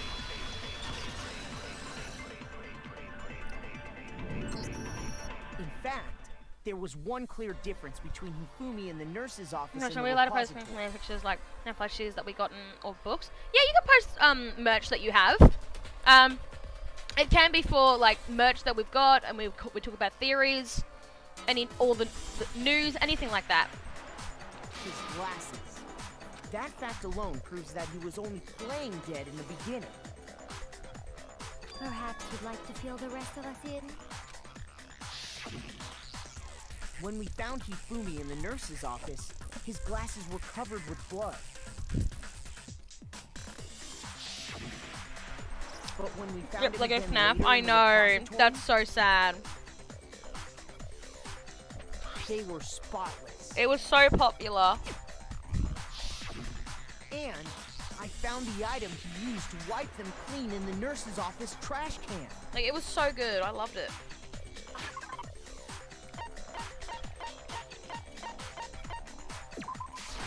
This second thing. It was a glasses training block featuring a certain cartoon mascot. Ah, yes, pink blood. We love it. One look at the bloodstain on the cloth should make things clear. This piece of cloth was used to wipe Hifumi's glasses clean. And the mascot on the cloth is the same one that's on the digital camera, right? And whose digital camera was it? Hifumi's, of course. The character was Princess Piggles from Demon Angel Pretty Pudgy Princess, I think. I highly doubt anyone but Hifumi would have brought something like this to school. Also, screw the One Night Flumpies creator. I did actually Google some, oh god. It's a freaking bot. Oh god. Bot! Bugger off. I'm gonna have to fix that. Hold on. Bugger off, bot. I don't want it. Stupid bot. These bots, I swear. Hold on. And none of my mods are here because they're lazy I'm kidding, they're not lazy bums. I love them.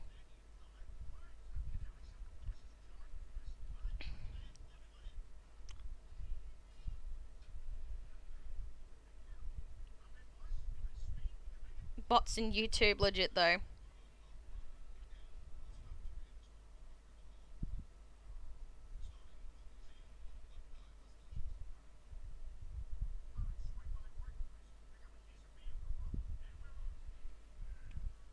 Here we go. Imagine mods. Yeah. Alright. Should be gone.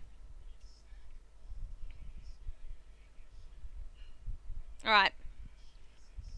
Should be gone, so should be right now. I forgot what I was talking about. Oh yeah, the creator of One Night at Flumpty's. I did Google try in some information and try to see what was going on. There was some accusations, but I couldn't find like any proof that he actually did it. Because if he did do it, he wouldn't have been able to make One Night at Flumpty's 3 that came out at the end of last year. I don't think he wouldn't have been able to. Like, he wouldn't be allowed to, or like, all that sort of stuff. So, I don't know. There'd be no point then for him to be able to release that game. Because it was all accusations about him last year, which during that time he was making the game and releasing it. If it was true, Scott wouldn't have allowed him to do that. Like, Scott wouldn't have given him the money to be able to make the game and all that sort of stuff. So, yeah. There's a third. Yeah, there's a third, and it is the last one. It came out at the end of last year. Very good game. Really good. I highly recommend it. I see your point. And the only people here who wear glasses are... I wouldn't be caught dead using a tacky piece of garbage like that. Yeah, Miyaki would not use that. A few tissues is all I need to keep my glasses clean. Then there's no question. It belonged to Hifumi. So what you're saying is... What exactly? What I'm saying is, the blood on his glasses was wiped away using his own glasses cleaning cloth. Even if that is true, it does not mean he wiped the blood off himself. But who would benefit from a clean pair of glasses other than the glasses owner? That's a good point. Then it must have been him, right? So let's assume that Hifumi was still alive in the nurse's office. He pretends to be dead. Then when he's alone, he wipes his glasses clean so he can see. Then he stands up and walks out on his own 2 feet. And with that, the impossible task of moving his copious corpse becomes possible, wouldn't you say? But then, if he was just pretending to be dead, what was with all that blood? Was it paint or something? The fridge in the nurse's office contains packs of blood for emergencies. He probably used one of those. He figured if he was gonna play dead, he should go all out, so he just dumped it everywhere! Pretty much. But he got crazy with it and had to wipe his glasses off when he was done! God, what an idiot!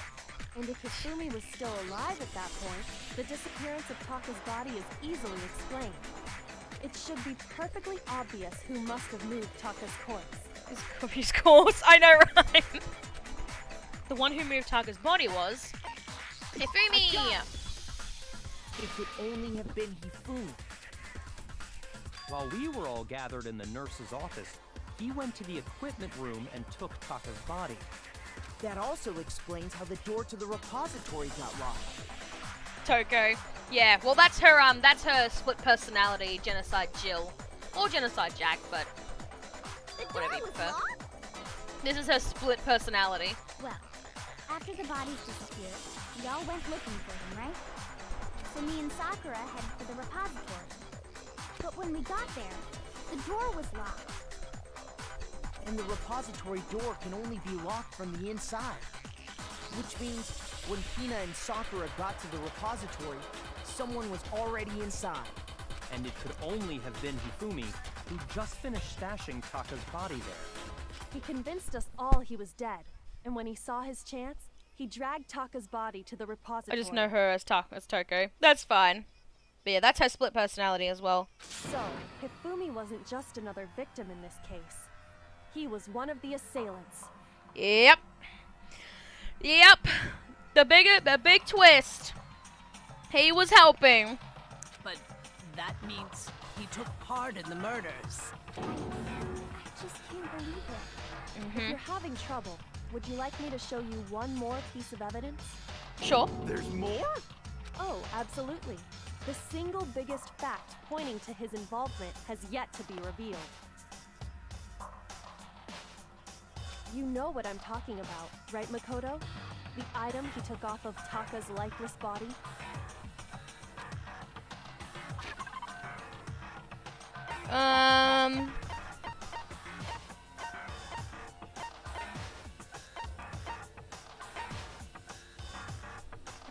I think it's this. I got it! Yep. You're talking about the note Hifumi had hidden away, aren't you? Hidden note? That's right. We found it stuffed in his pants. What? In his pants? Yes, his pants. Okay, well, forget about the pants for now. Take a look at what the note says. At least it wasn't in his underwear. Jesus Christ. I found a hole. Maybe we can use to escape. Monokuma can't find out, so don't tell anyone else for now. Let's meet in the equipment room at 6 a.m. That's the note I was telling you about. The one that told me where to go. Huh? Wait, this one's a little different. In my note it said, Monokuma can't find out, so don't tell anyone else for now. Let's meet in the rec room at 1 a.m. I see. Then this note isn't the same one. There's Hiro always got. more. His pants. It's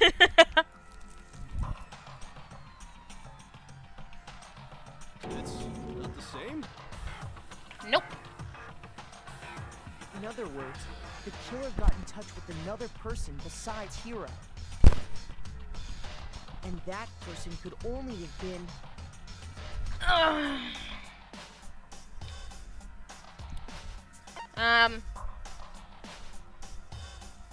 Taka. I got it! Mayo or ketchup? Right. Well, we don't really have... We've got mayo Killer here. used this note to draw out Taka and murder him. But we don't actually have ketchup. We actually have something called tomato sauce, which is very, very similar. But tomato sauce, I think, is a little bit... Or ketchup. One of the two. I think it's ketchup, actually. I think ketchup's a bit sweeter. So it is similar, but there's a little bit of different ingredients in it. So, but I will say ketchup. Hello? Over here! Objection! Objection! This I isn't don't this... understand what's going on, but Hifumi had You that letter, right? You can't say objection. We are not in the frickin' whatchamacallit. I forgot the game now. So whoever wrote it wasn't drawing out TikTok, they were drawing out Huffy! Just to be clear, TikTok is Taka and Huffy is Hifumi, right? Ugh! Yes! Why must you ruin it every time? Now, Genocide Jack is seriously scary, but still, I can't let her get to me. Shut up, Toko.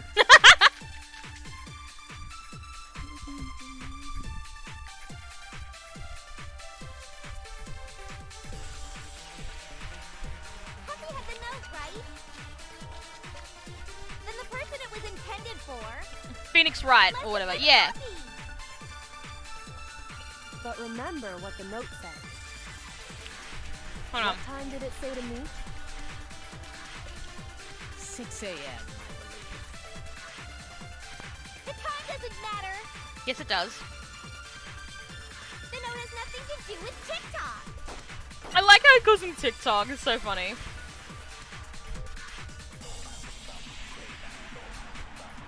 Ah! His, wristwatch. It says 6 a.m. on it.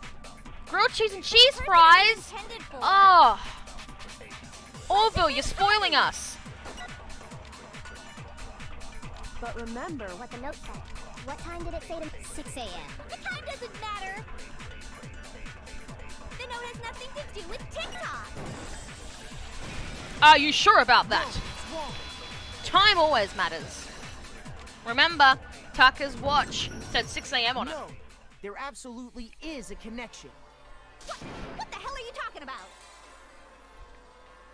The note said to meet at 6 a.m., which is the same time Taka was murdered. You've already proven that. using this watch. Sorry. But there's more.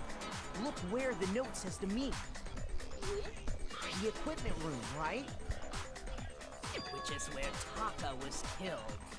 I see. So, Taka was murdered at both the time and place written in the note.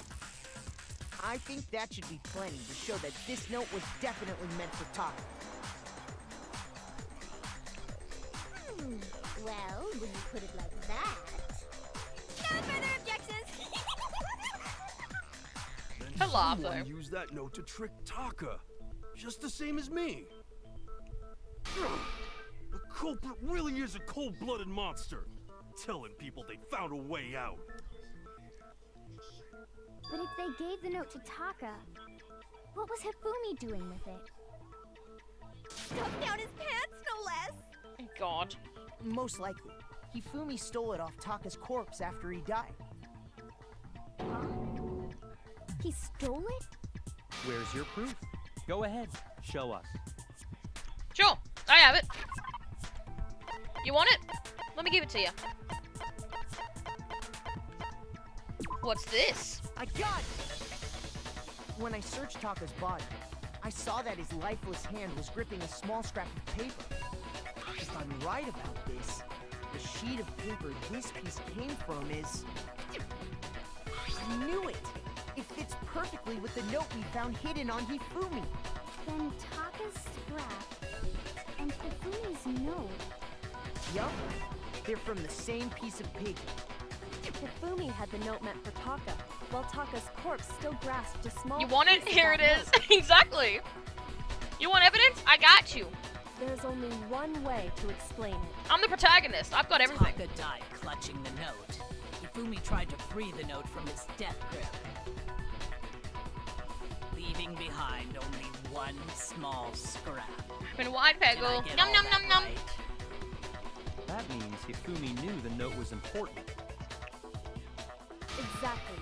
Which proves that he was an accomplice in the murder. God damn it, Hifumi. Yeah. After seeing all this, Hifumi was super involved in this whole thing for sure. In fact, he was behind the whole thing. In fact, he's still alive. No, he's not. No. He's not alive. When we found him in the repository, Hifumi was truly and completely dead. Mm-hmm. The second body discovery announcement proves that.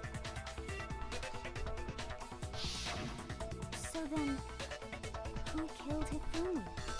Whoever did is the mastermind, the true killer. He was killed in the repository. So he must have been killed not long after transporting Taka's body. So, he must have been killed after Taka's body vanished, but before we found both bodies in the repository. During that time, we'd all split up and were searching for Taka's missing body. In other words, during that time, none of us have alibis.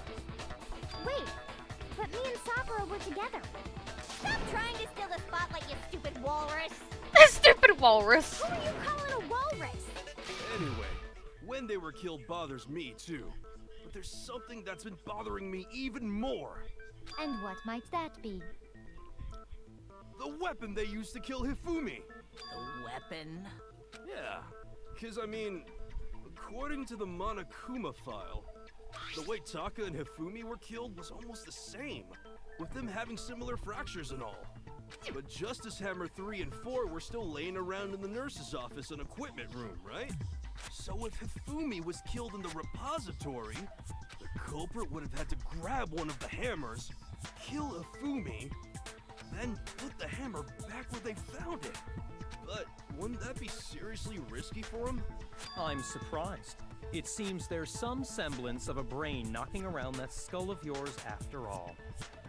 Hell yeah, it's packed in there good and tight. He's right, though. I don't understand it either. The Monokuma file makes it clear that they were killed using similar instruments. But if the hammers were already laying around those other rooms... Welcome So in. the question is, how could the culprit have gotten their hands on either of the hammers? Yeah, they're making fun of freaking No, Hero. I haven't a clue. They're like, aha, you actually have a So brain. which hammer was used to attack Celeste? Number 1 or number 2? Those were accounted for in other rooms too. And I don't think either one is big enough to kill someone. Then, Is it not possible they used a different weapon? I don't think it is possible. They were both killed with the same kind of thing, right? So then, what was used to kill Hifumi?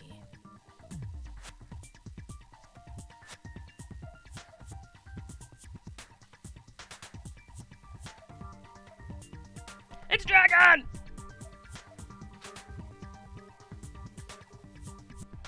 Gotta find the truth.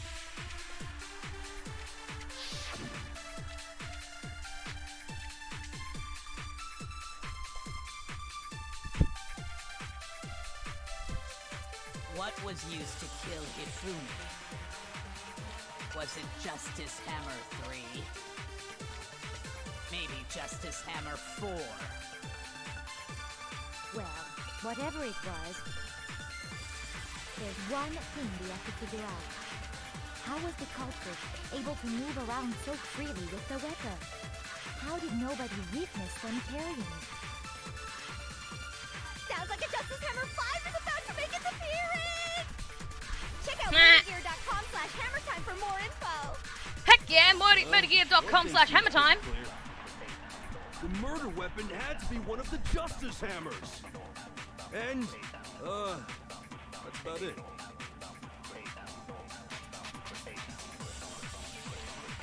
Alright, yes, he was killed in a repository. This. What was used to kill Hifumi? Was it Justice Hammer 3? Maybe Justice Hammer 4?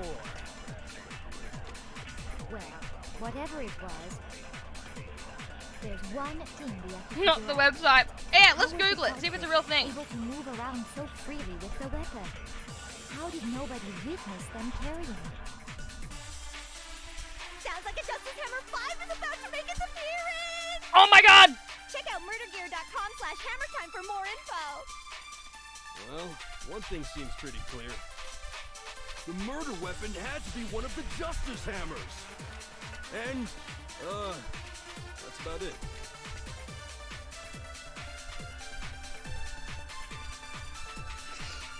Okay, I think I got it. I had to listen to that again, so I don't know why I just have my suspicions on Hero. You think it's him?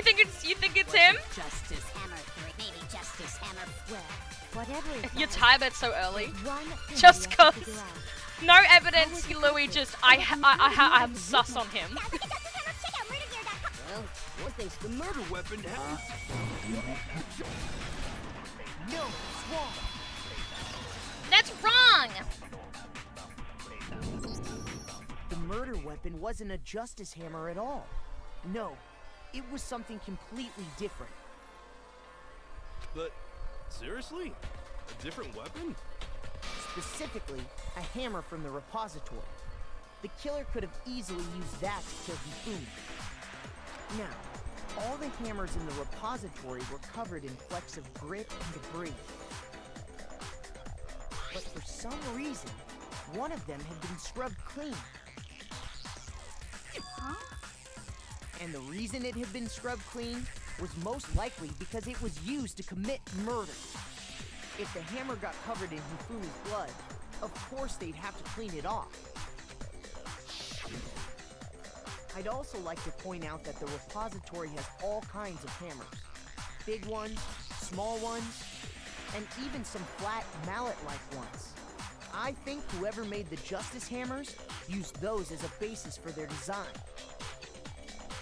Alright, we're an hour into the That would explain class the trial. Monokuma Files note about the wounds being similar. so we're a little bit halfway. So Hifumi moved Taka's body to the repository, where someone then used a hammer to kill him. Whoever did that is the true killer. The one Hifumi was working with. And the one who betrayed him. Hold on a moment. I still think it's strange to assume someone was working together with him. The way the graduation rule works, there is no benefit to helping someone else carry out a murder. Well, here's the problem with that, Celeste. If you think someone else is working with him and we agree that it was Hifumi, then what's the point of the class trial? Because you can't turn around and say, because there'd be no point doing a class trial. Well, I mean, this is Monokuma we're talking about. So We the could do fucking idea anything. that anyone would work together like that is simply ludicrous. We talked about this, did we not? We talked about how there wouldn't be any reason for anyone to work together. At least that's what we thought at first, but I think that opinion has changed.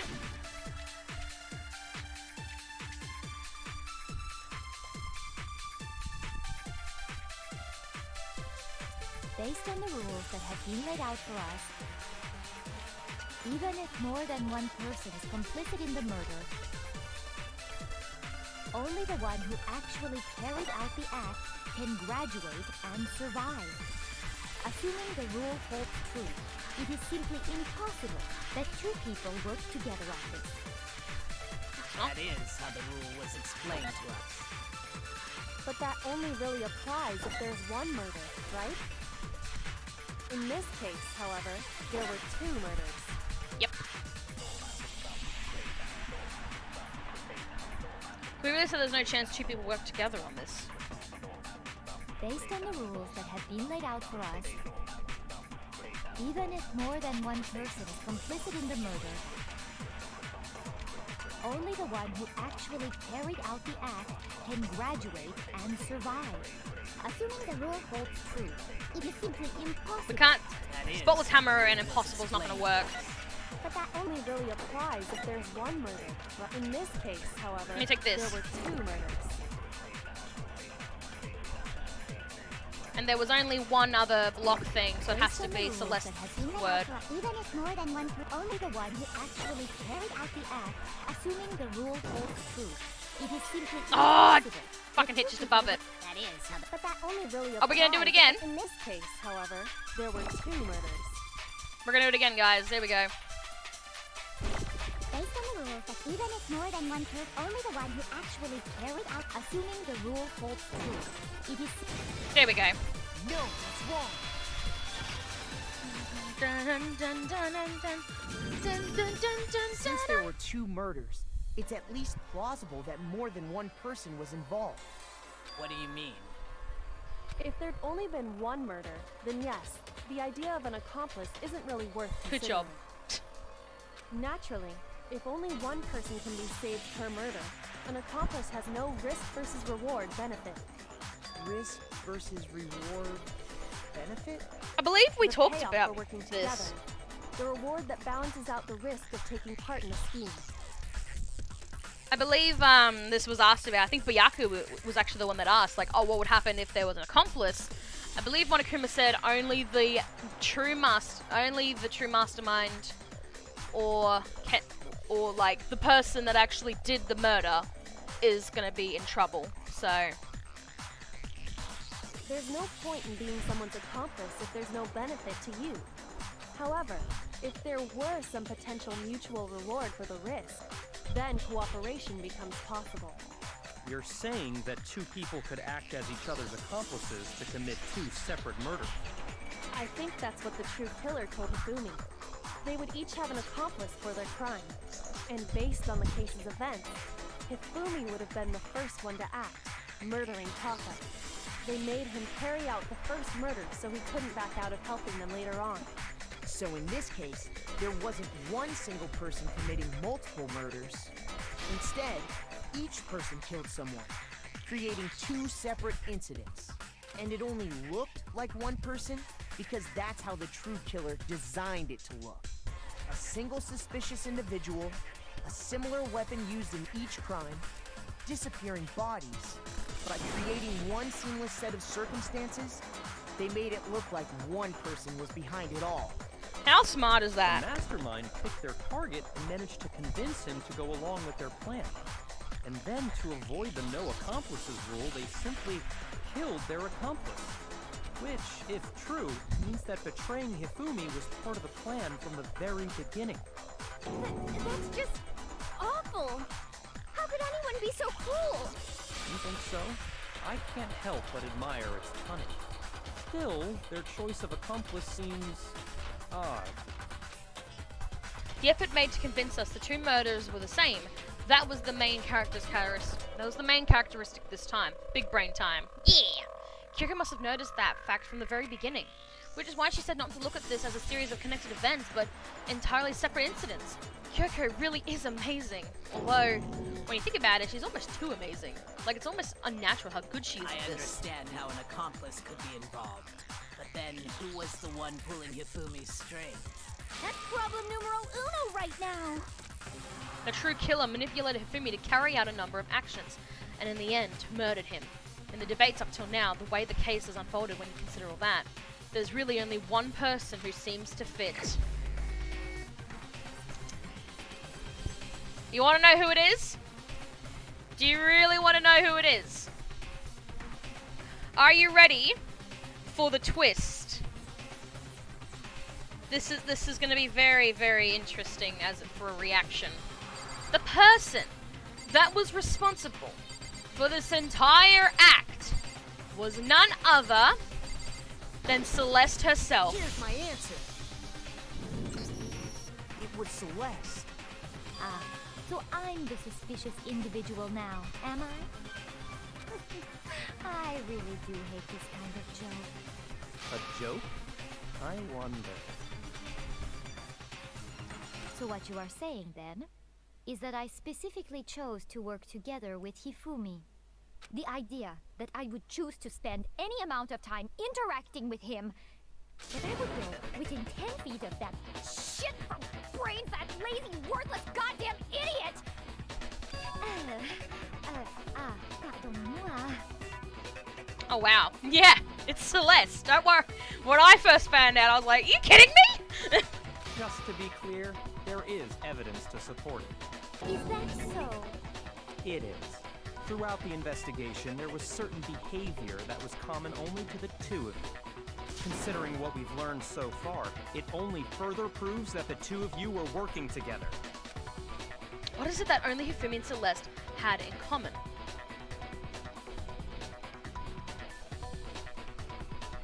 Okay, yep, I see it now. Yeah, you see it?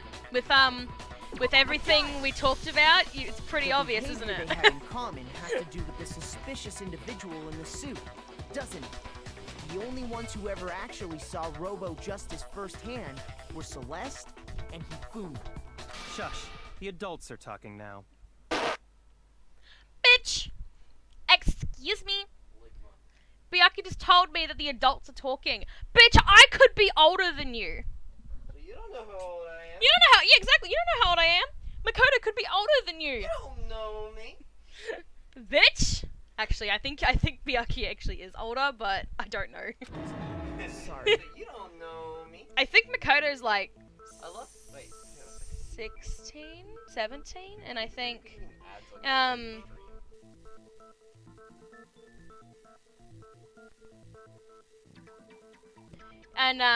I think Byakuya is 19. I have no idea. I know Hero's 21 because he repeated a grade twice. So, hi Dragon Voice. Hi. As he said, only Celeste and Hifumi ever laid eyes on the costumed individual.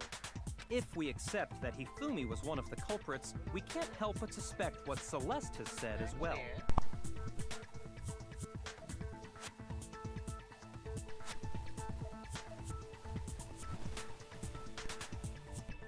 Are you saying everything they told us was a lie? Indeed it was. So you were just blaming Hero for literally nothing. After taking Hifumi to the nurse's office, we all began our search for this individual, correct? And not too long after that, do you remember what Celeste said? I saw a shadow, something moving at the top of the stairs. We headed to the second floor specifically because of what she claimed to have seen.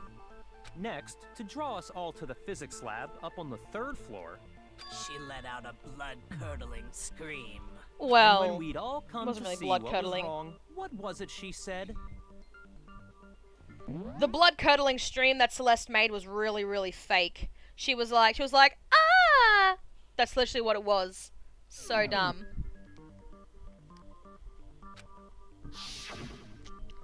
Celeste, what's wrong? That was a rather intense scream for someone like you. I saw him, the strange costume man. He ran off as soon as I screamed. As blocking the stairs, he headed further down into the hallway and disappeared. Once she'd done her job of getting us all up to the physics lab, The shadow she apparently saw. it was time for her partner to get to work. Huh? What was that? That came from downstairs. It must have been Hifumi. He's in the nurse's office.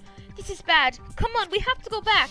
It was to get us to divide into two groups. So that we would discover both bodies at the same time? In fact, Celeste was precisely the one who proposed that we split up. She was the one that did it. Then why don't we split into 2 groups? I'll lead the hunting party. That seems much more interesting. Very well. Then Makoto and Hina, you come with me to the nurse's office. Oh god! Yeah, I know how. You should have heard it, Louis. It was like, oh my gosh. I will leave the capture of the suspicious individual to Toko, Byakuya, and Sakura. Well, if Celeste and Hifumi were working together, all those chance events suddenly become connected. And on top of that, that piercing cry of yours early on. There it is! Ha-ha! How fake is that?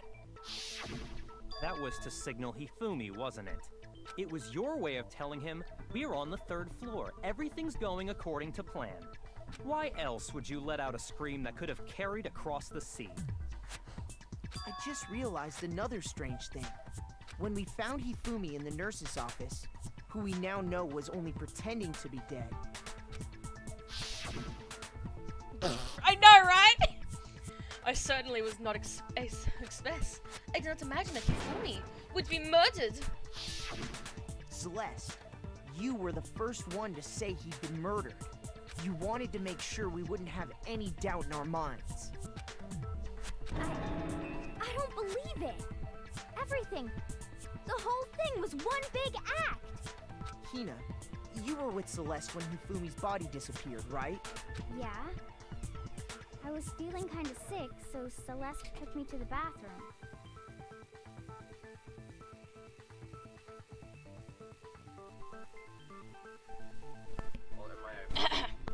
Please put this on audio. Then that was... Yes, very funny, isn't it? She wasn't worried about you. She just saw a chance to help Hifumi sneak out of the nurse's office. Each piece isn't much by itself, but start putting them together and the picture gets very ugly indeed. Wouldn't you agree, Celeste? I have no idea what you mean. Always does that. Don't bother trying to deny it. You made one fatal mistake. Oh, did I? I didn't even catch it myself when you first said it, but Yeah. looking back, Yeah. I can say that that one little Sorry guys, slip-up we just got a was your card undoing. from my godmother about mine and Dragon's engagement party. What are you talking about? I'm talking about what you said after Hifumi's body disappeared and we returned to the nurse's office. They must really be enjoying this. Enjoying the sight of us standing around frightened and confused. We're all going to die here. We're going to die just like those guys died. I remember her saying that too, but I don't understand what's so strange about it. Then pay attention. Sakura, Toko, and I were first to discover Taka's body in the equipment room. Then Makoto showed up and told us Hifumi had been killed. So Sakura and I left with Makoto. Once we were in the hall, we ran into Celeste, and the 4 of us headed to the nurse's office. Now, the There's entire something about time what we she were s- together, what those none of lines. us said anything about Taka being dead. No one said anything about Taka being dead. Think about it. Celeste's comment doesn't make sense. It was completely out of place. Yes. How would how would Celeste know that Taka was dead? Yeah, I see what Dun, you're dun, dun. talking about. Although I don't really get what it means. You hear that, Celeste? Everyone's having some trouble understanding. Could you repeat what you said? If you're really not the culprit, you shouldn't have any problem repeating it, right?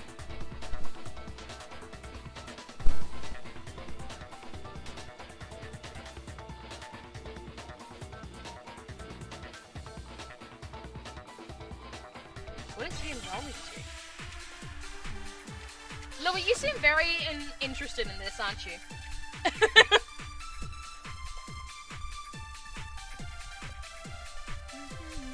All I said was... They must really be enjoying this. Enjoying the sight of us standing around, frightened and confused. They must be positively elated. We are all going to die here. We are going to die, just like those guys died. And that is all I said. And that's all it takes to finish this. It's obvious, isn't it? What was so strange about Celeste's comment? Because the Monokuma file doesn't make sense. Yes. Us. Mm-hmm. When Hifumi said that, she should have only known about Hifumi's death. Because that mind, what's so strange about what she said? All I said was... They must really be enjoying this. Enjoying the sight of us. They must be, because we are all going to die here. We are going to die, just like those guys died. Really? And that is all I said. And that's all it takes. What was so It's the strange those about guys bit. Celeste's comment? Because why? How would she know that why is she saying those All I guys? said was, they must really be enjoying. She should only the know sight of about. us. Standing over, they must be, because we are She all should going only to know die about here. Hifumi's. We are going to die, just like those guys. No, it's wrong. She should only know about Hifumi's, not Taka's. That's right. Miss. There's Shush! no reason Celeste should have said, just like those guys died. When she said that, none of us had told her Taka was dead. Exactly. And we didn't run into her until after we were all out in the hall. So there was never any chance for her to have seen his body in the equipment room for herself. Dun dun dun. So how did you know, Celeste? Yeah, how did you know, Celeste? How did you know more than one person had been killed? And how did you know they were both guys? Because Kyoko had also disappeared, right? So she could have been dead too. Mm-hmm. Uh-oh. You all have such vivid imaginations. I don't know why I invest in You this, know but I that? am. Well, Imaginations. I think when it comes to true crime cases or any of that sort of stuff, in a way you can get really interested in it because you want to figure out like who's behind it all and all that sort of stuff, which is how everyone got into Danganronpa because they were so invested on how the murders take place and who's done it and the punishments and all that sort of stuff. So that's why people are so invested in this game. You claim that I was lying when I told you about the suspicious person I saw. Then what about the picture I took? How do you explain this picture of the costumed villain dragging Hifumi away? It has to be some kind of setup, right? So let's put the suit on, and then she used the camera's timer to set up the picture. Have you so quickly forgotten? You are the only one who could have possibly fit into that suit. Plus, I happen to know that this particular camera does not have a timer. In other words, it is an unassailable fact that this is a picture of Hifumi being dragged away. If everything I told you was a lie, how can this picture exist? Simple. Are we sure that's really a picture of the suspect dragging Hifumi away? What could you possibly mean by that? Surely there are other explanations than the one you've offered up. No, there is no other explanation. Other explanations? If it wasn't a picture of the suspect dragging Hifumi away, the only other possibility is... I'd been drinking. I got it! It's not a picture of the suspect dragging Hifumi away. I would say it's a picture of Hifumi dragging the suspect away. That's certainly within the realm of possibility. The one being dragged off in that picture isn't Hifumi, but the person in the robot suit. We've simply been led to believe that it's the other way around. And the strange costume might only exist to lead us astray even farther. They've been drinking, If you Lamau. saw someone wearing something like that They're in this teenagers! situation, of course you'd notice and be suspicious. That's what happened! You put me to sleep and made me out to be the bad guy in all this! You asshole! Such a thing is utterly impossible. Hifumi was dragging him away? Ridiculous. Is it? I don't think it's ridiculous at all. Then shut your mouth and allow me to educate you. Oh god damn! Celeste thinks she can prove that there's no way Hifumi was dragging the suspect away? But is it really that possible?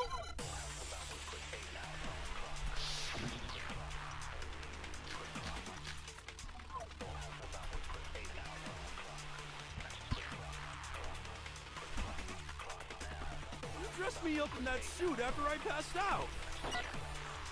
Then you just dragged me across Hifumi and had him carry my weight. You tried to make me No look wonder I like the bad sussed guy. out Hero. Yeah! Like I said, ridiculous. As you can see in the picture, the suspect is standing perfectly upright. If the person inside the suit was unconscious, there's no way they could stand up straight like that. Then the fortune-telling idiot is the culprit after all. No way! Ah, shit! If I remember right, Hina said, she said that she couldn't bend at the waist.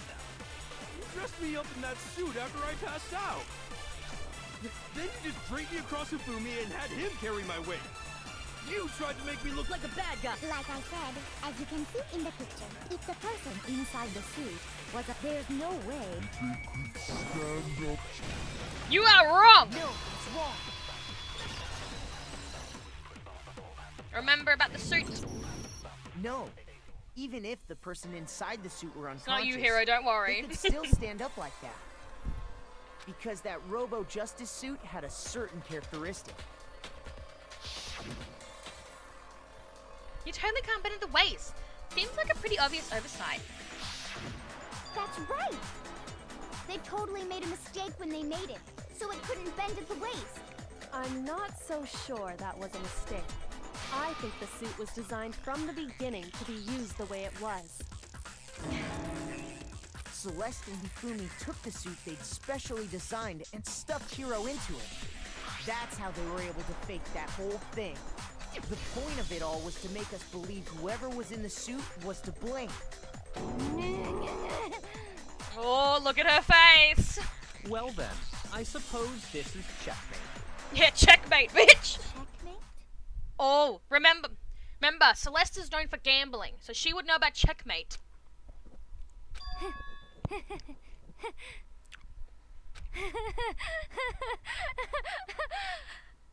Don't make me laugh, you idiot. What do you mean, checkmate? Oh, she angry. Celeste? Clearly, you want to cram me into your little guilty box. Well, there's one little problem. Have you already forgotten what Hifumi told us as he lay dying? Hey, Hifumi, who was it? Who attacked you? Who tried to kill you? Who killed me? That's right. I remember their name. Yasu. Hiro. When we asked him who had attacked him, his answer was quite clear, was it not? She angry. He said, and I quote, Yasuhiro. In other words, Yasuhiro Hagakure! Right, but my name isn't really Yasuhiro. It's actually Taro. Your confusing statements don't make any sense. You're only making things more complicated. He did say Yasuhiro, but are we sure he was really pointing the finger at Hiro? What the hell are you talking about? I'll burn you alive! Oh, don't make threats. Kyoko, what do you mean by that? Think back to how Hifumi used to talk to us. How did he refer to each of us? He said people's last names. I got it! That's right, our last names. He called us all by our last names. Because that's how Japan normally does it, I think. They normally go by last names, I think. Exactly. I know I heard him say Mr. Naegi more than once, for example. So if Hifumi did mean to say Hiro's name, he would have said his last name, Hagakure. I'm sure it was just incidental. By chance, his first name. Indecent? She's really not helping her case. No, she's not. Don't talk. Random chance. Now isn't that a convenient explanation? No. There's no reason to think he would have said the name any different than normal. But he must have run out of energy before he could say any more. So Hifumi was trying to tell us the last name of whoever killed him? But the name he said doesn't apply to anyone here. Well, no. Hold on. There's one person it could apply to, and that's Celeste. She never actually told us what her real name is. Yes, because when we first met Celeste, that's what she called herself. I'm Celeste, I think, Londonberg or something like that. And we were all like, hang on, that's not... Because this is set in Japan. And that was like, hang on, that's not really a Japanese name. That's a fake name. Why don't you tell us your real name? And she's like, oh, I'm Celeste. That is my real name. So yeah, that's the thing. Don't talk, thank you for saying that to Toko. She would do it though, because Toko is obsessed with Byakuya. She's in love with him. She follows him around like a lost puppy dog. What did you just say? To think you take your false accusations so Yeah, something far, I something don't like know that. whether to laugh or spit. Come on! Enough with your idiotic blather. Yasuhiro is a loser's name. Do I look like a loser to you? Oh goddamn. Interesting last name. Yeah, and that's not a Japanese name. Well, do I? She's lost it! She's lost it! Someone get us some milk! What? I think I've earned the right to be a little on edge. Okay, then fill us in. What's your real name? Make sure your ear holes are wide open and listen up! Yes, you do actually, Celeste. Are you ready? This is her real name. My real name is Celestia Ludenberg. Could you please stop making me repeat myself over and over again? I'm sorry, Celeste, that's not your name. Celeste still won't give up, so then I have to do something to make her accept it.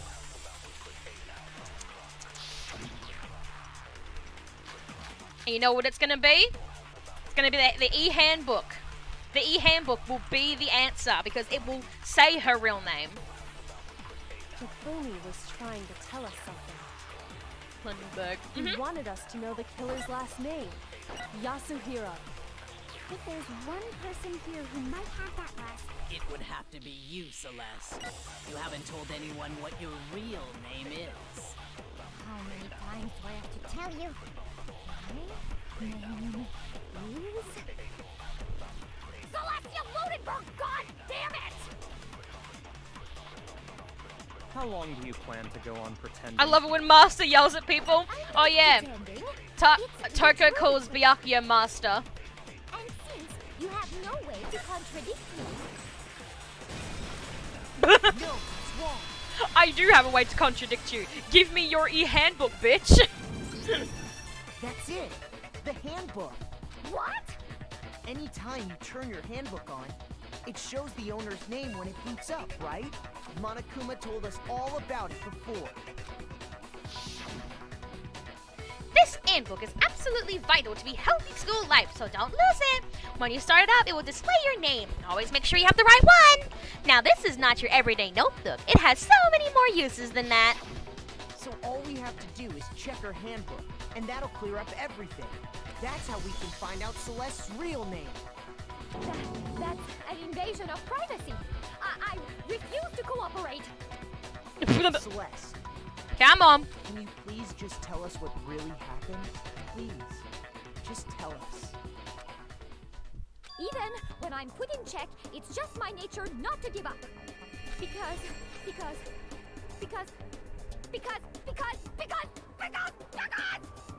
until the game's over, you never know what might happen. She has seriously lost it. Fine then. Let me settle it. Let me go over the case again, from the beginning, and shed light on all your crimes. And that'll bring everything to an end.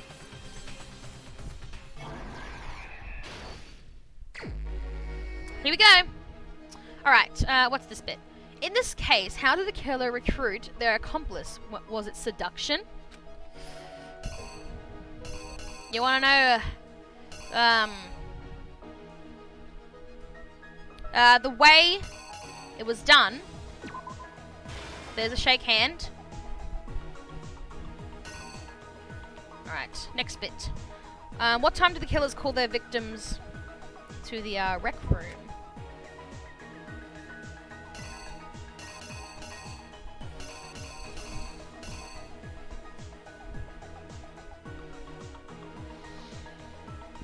At 1 a.m. Was it seduction? I know, right? It's like, wow. Who was it that the killer summoned first?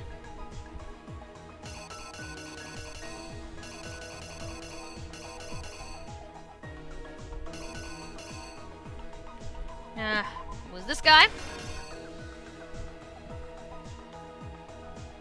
They knocked him out, then stuffed him in the Robo-Justice suit to falsify their evidence. They used a certain item to do it.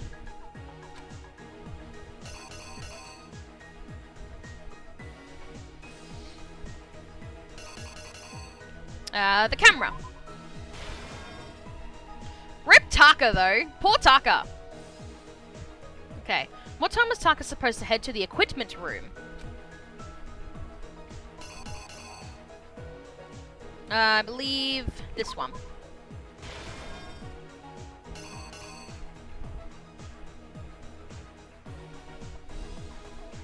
The Justice Hammer that was used to kill Taka, what number was it? It was 4, I think.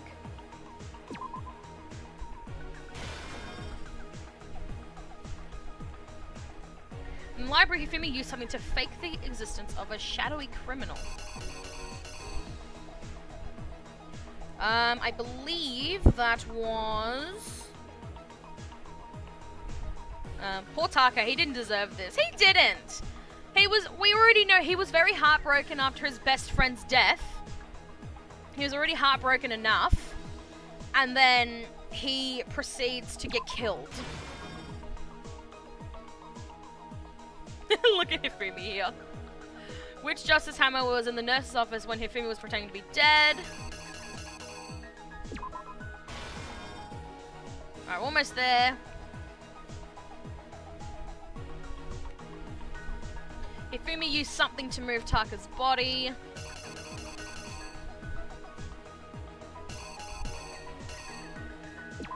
This. And last act.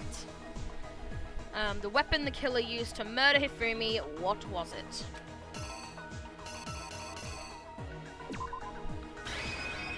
Alright, that should be it. The killer is you! Before anything, the killer persuaded someone to help carry out the murder. And that person was... Oh, I'll put this on audio so we can listen. Hifumi. With an accomplice, the killer was able to execute a number of otherwise impossible schemes. I love this music.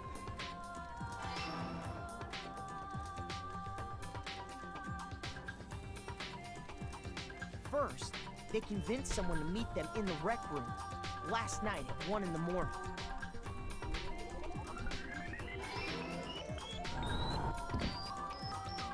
That someone they met with was Hiro. The murderous duo intended to pass Hiro off as the prime suspect. So when they met up with him... Jammin', I know, right? They drugged him, knocked him out, and stuffed him into the Robo-Justice suit.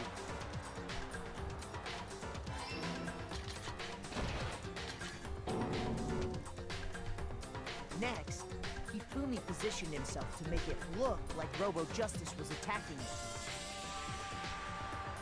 While the killer used a digital camera to take pictures of the assault.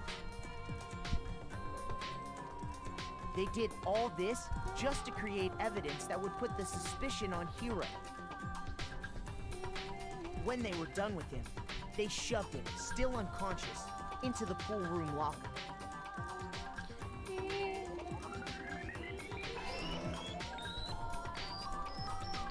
And then finally, at 6 a.m., they moved into the murder phase of their plan. They called Taka to the equipment room.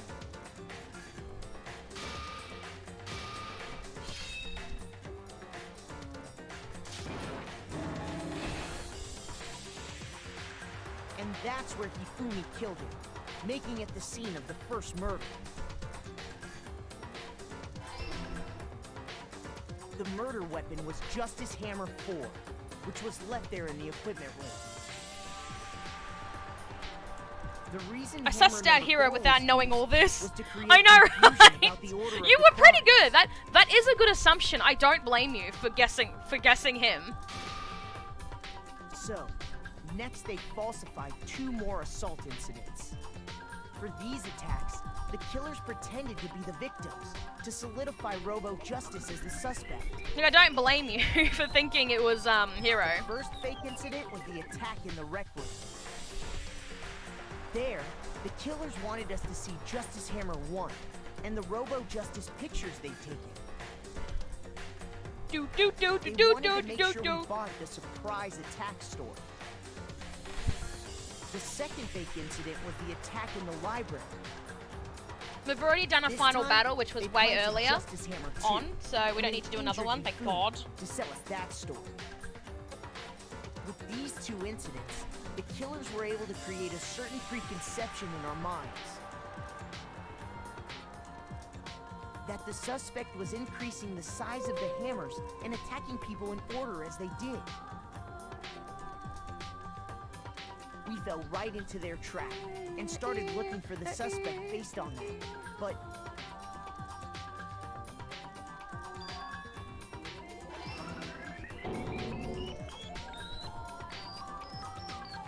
while we did that, we left Hifumi alone in the nurse's office. This was exactly what Hifumi was hoping for.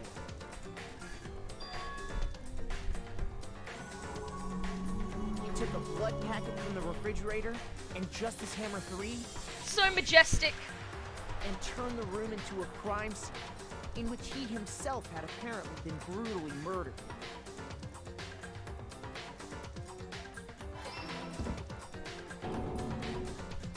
He let out a scream to draw us back, and when we returned, that's what we found.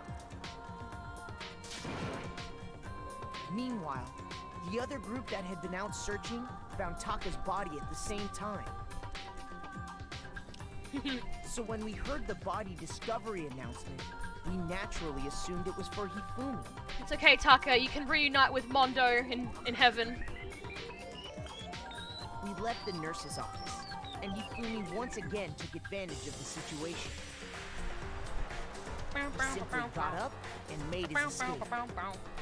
When we learned his body had disappeared, we all rushed back to the nurse's office. And once again, Hifumi had the chance he was waiting for. This time, he snuck into the equipment room.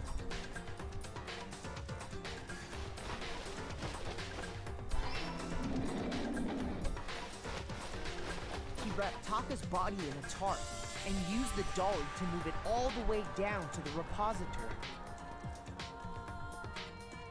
That explains how each of the bodies disappeared. Reunite with your friend, my man.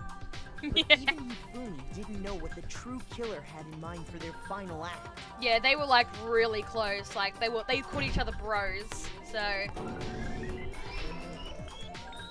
Their plan all along was to kill Hifumi and get rid of the one person who could betray them. I can only imagine And they did it using Taka's ordinary, reaction when everyday Mondo actually hammer from murdered the someone. repository. He was like, bruh! That should cover everything that happened in this case. And the villain behind it all is...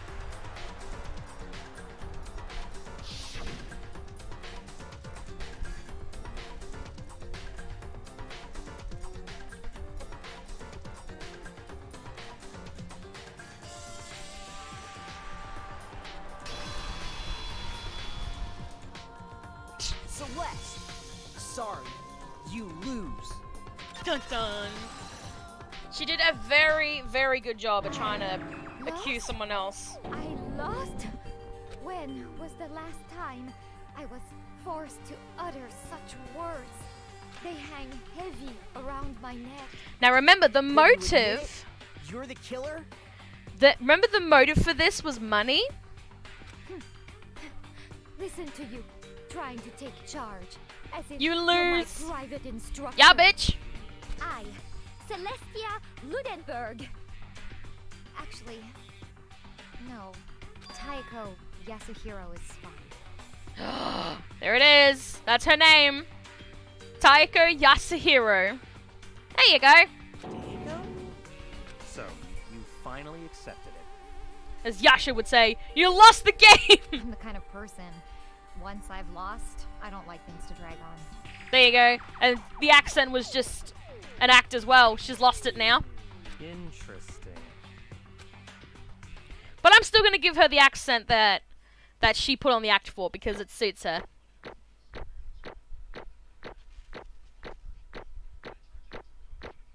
Wow. I think I did pretty good. Yay! I passed! I got an A! Okay, Monokuma. I'm ready to begin. Or, no. I suppose this is the end, isn't it? It is indeed the moment we've all been waiting for. Time to vote. Okay? Okay. You got it! If you would, please locate your lever and cast your vote. And when the votes are tallied, who will become the blackened? Will you make the right choice or the dreadfully wrong one? What's it gonna be? What's it gonna be? Have a good nice time at work. Thank you. Voting time! Yeah, it's voting time! Whoop. Ah, Celeste.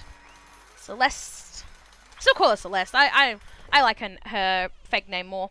It suits her. It's basically a formality at this point, but once again, you're totally correct. The Blackened this time, the true killer who devised the whole stinking scheme was Celestia Lundenberg, or more precisely, Taiko Yasuhiro! I wonder. Honestly. I lost. Well, that sucks. I guess trying to work with someone else was a mistake after all. Hifumi's impediment was in beyond all my calculations. So you really did approach Hifumi with this plan.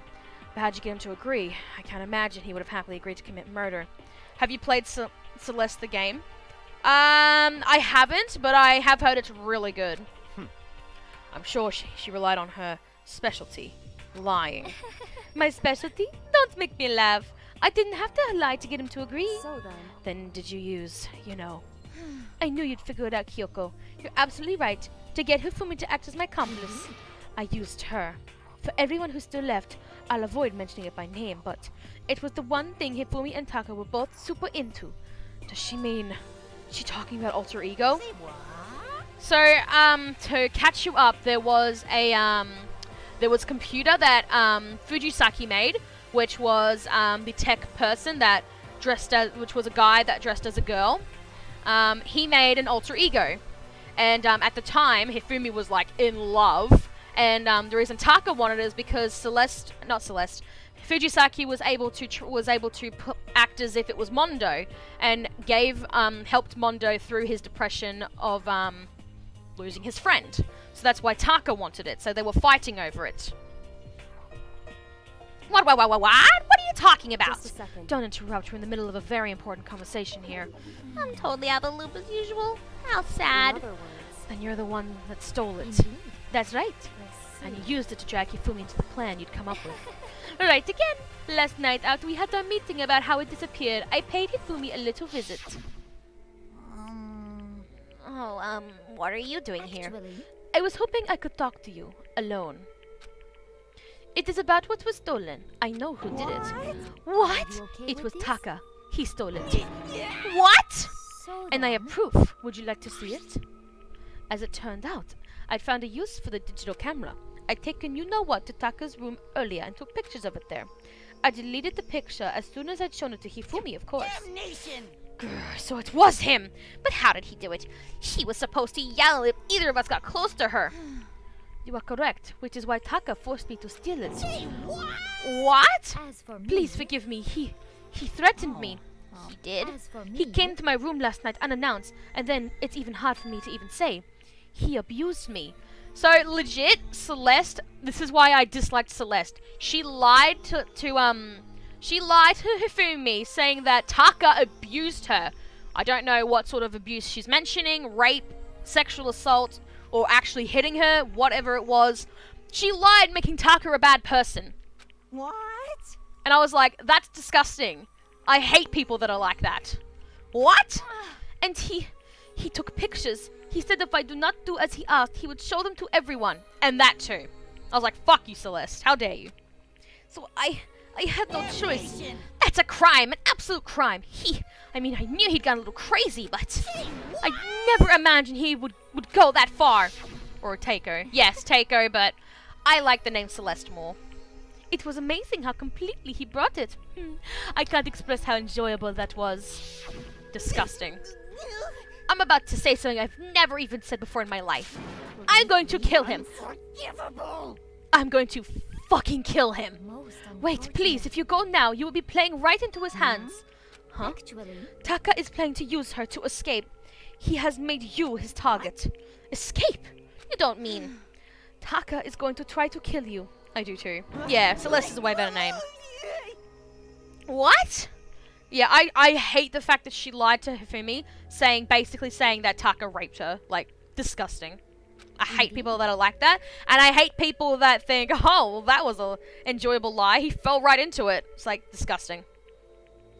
And also, he could keep her to himself. That bastard.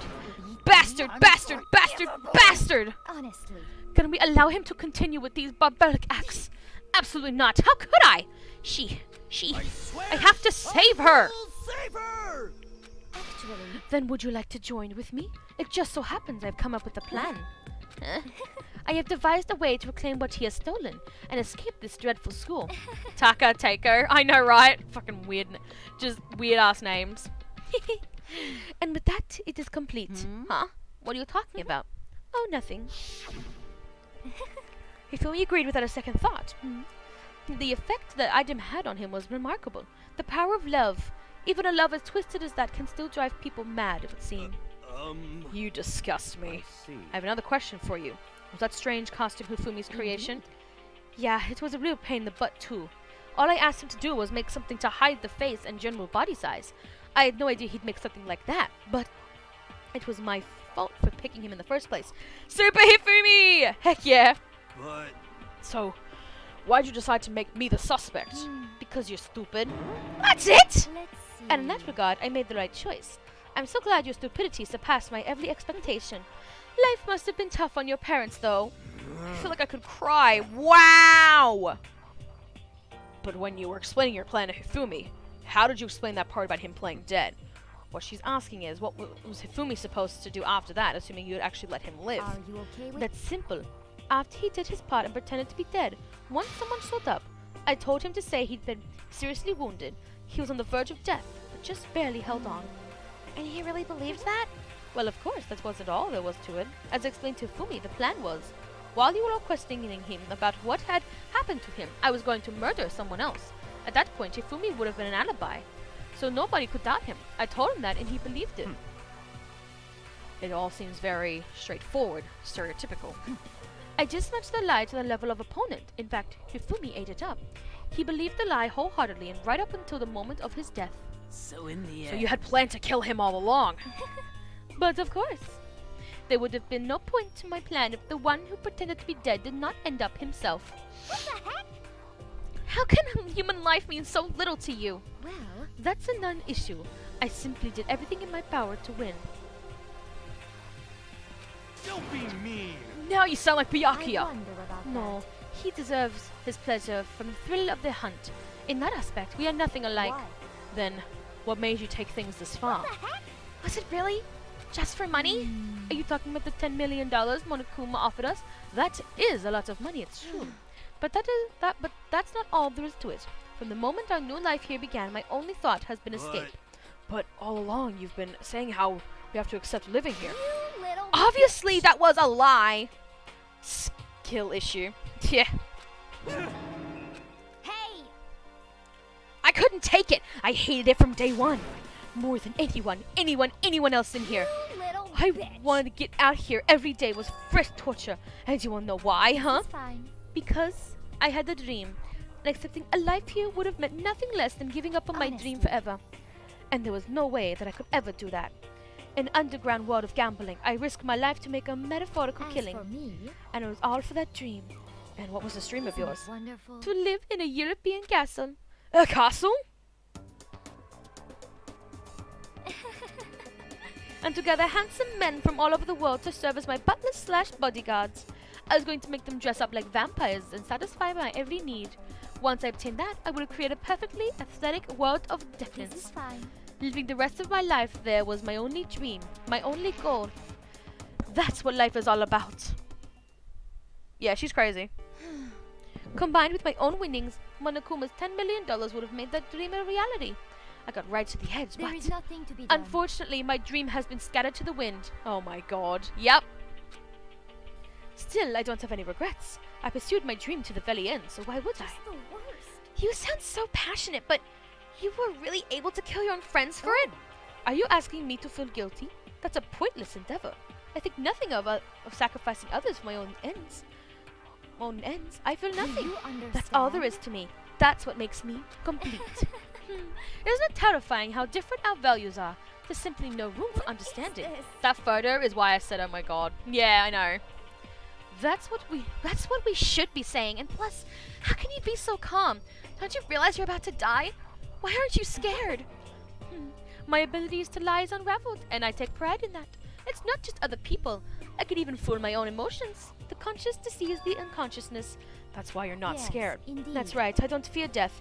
Kill me however you like. But you know, if I could be reincarnated, if I had a choice, then Isn't it wonderful? I think I'd like to come back as Marie Antoinette. Hey, You just get executed again. Celeste smiled then when she did. It looked to me like a poor effort to force it. She claimed she could fool her own feelings, but that statement itself must have been her final lie. And that weak fake smile is what betrayed her. You all done? Okay, then let's get rolling. The black and disturbed the peas and must pay the price. Then I prepared a very special punishment. For her, the ultimate gambler. Let's give it everything we've got.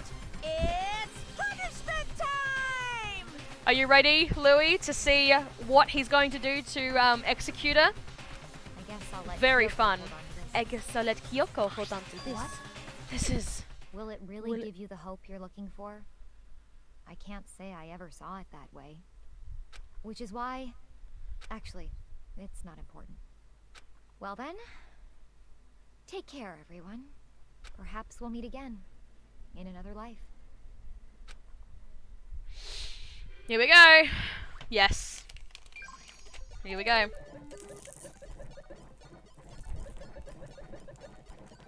Hers is really interesting, I'll say that.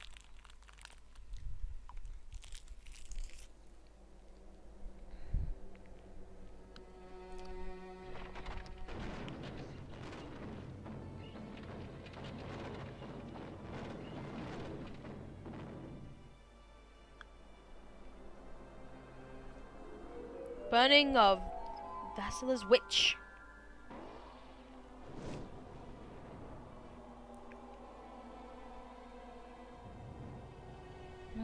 The music in this is fucked. I hate the music in this.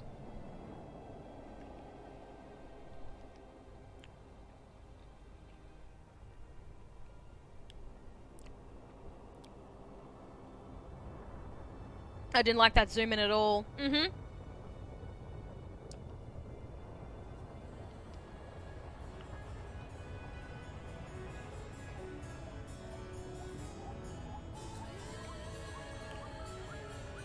So,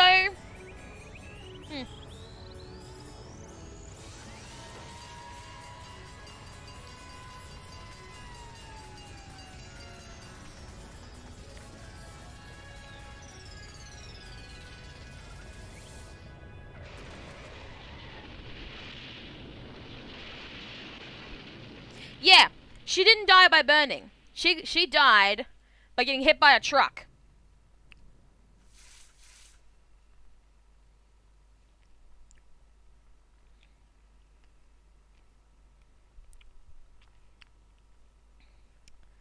Well, one down. It's over. The third execution is over. Damn! Celeste's death is over. Celeste killed my friend, so I can't pity her, but I guess I can't deny that at one point I considered her a friend too. And for him to just come along and... Isn't it just awful? Someone couldn't cut free of their regrets from the outside world, and so more people had to die. You guys are still young. You need to place more value on your lives. Okay, Fire Monokuma actually made me laugh. Jeez, and here I thought you guys were gonna pass the torch of hope to the next generation. Let me out of What do I here. care about hope? I'll throw it in the trash if you just let me out of here. You're all the embodiment of hope, whether you like it or not. It's my destiny to knock you down one by one. It's sad, yes it is, but that reality just can't be avoided. Don't talk like you're not responsible. How long are you gonna make us keep going through this? What do you want from us? God, I'm so sick of people asking me that. Give it a rest already. So anyway, Kyoko, did I see you get some kind of key type object from Celeste? Hey!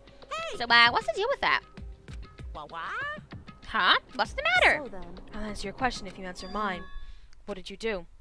What did you do to me? Ooh. What? hey, Answer me. What did you do to my body? Oh man, oh jeez, oh man, oh jeez. What do you mean? What did I do? I have no idea. I don't know anything about it. What was that just now? The mastermind did something to Kyoko's body? What does that mean? Okay, things are getting kind of awkward. I think it's about time I got out of here. Meanwhile, you guys can go enjoying your school life. If you get lonely, give me a shout. Not that I'll do anything about it, of course. See ya later. Bye, Monokuma! Monokuma disappeared, leaving us all depressed and in despair.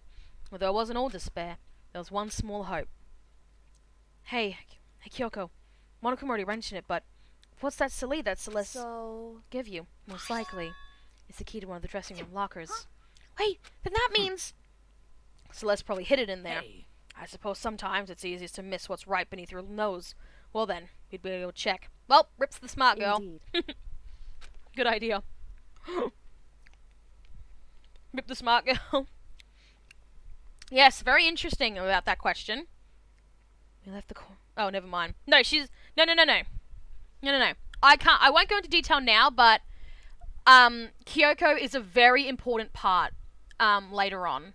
Like her herself, she's very important. We left the courtroom and rushed to the dressing room. As we approached the dressing room, Kyoko looked back at us and said, I'm going to go on alone from here. Everyone else head to the dining hall. I'll check in with you later. What? Why exactly are you going alone? So Do you even have to ask? As she spoke, she quickly glanced at the surveillance Come camera. on. That's not what I mean. Why you? There's still the risk of a spy, you know. Then I'll go too. What? You? Please let me go. Standing here arguing is just going to draw more attention to us. Goodbye. Do whatever you want. Henku Byakuya. well then. Then it's up to you now. Yo, I'm gonna go to the dining hall, okay? Huh? So Makoto and Kyoko are gonna go together? Does that mean what I think it is? Good luck, Makoto. Girls like her are total pushovers when you show a little backbone. I tried to forget what Hina said. Everyone headed to the dining hall, leaving me and Kyoko there alone. shall we go? Well, shall we? Yeah. So then, Mean to get into that locker. Kyoko took the key Celeste had given her and unlocked the locker. And as the locker swung open, we saw... Good morning. It's been a while, hasn't it? It's safe, thank goodness. I'd never heard Kyoko sound so relieved. It was like she was speaking from the bottom of her heart. I just saw what Celeste asked. I didn't say a word. I stayed quiet the entire time. Oh, and I think I might be able to open the last set of files soon. Maybe as early as tomorrow. Oh, God. I'm doing my best, so please just wait a little while longer. So now we can officially say the case is closed. As far as the incident is concerned, sure, but can we take a second? Since we have this opportunity, I want you to be honest with me. The ship has sailed for Asahina. Also, hello! Heathy, welcome in! We're about to end soon, sadly, because we've just finished the class trial for Celeste. So we're about to end right when this ends. So I'm so sorry. Kyoko, please tell me, what are you trying to do all on your own here at the school? Is that why you wanted to come here with me? however, Regardless, that's not something you need to know right now. I don't need to know. That just makes me even more worried. Worried? Like what happened during the investigation this time? You disappeared and we didn't see you again. without warning, without explanation. When you do that, Indeed. it's only natural that they think I'm the mastermind spy, right? You too. No! I believe in you. You believe in me? Isn't it obvious people believe in their friends, right? That's why I want you to tell me. I want you to believe in me too. No worries, I want to come in and say hi. I'm going to dinner soon. I haven't gone to dinner with my gal pals for a long time. Oh, that's lovely! Well, I hope you have a lovely time, Heathy. And thank you for coming in, you sweetheart. Because we're friends.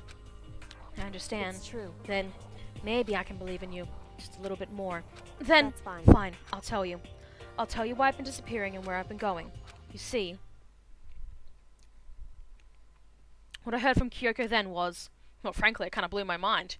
Right after I told Kyoko I believed in her, she told me a story that was, well, almost unbelievable. I decided I had to confirm what she told me with my own 2 eyes, so I waited for nighttime to come. When it did, I went into action. Correct.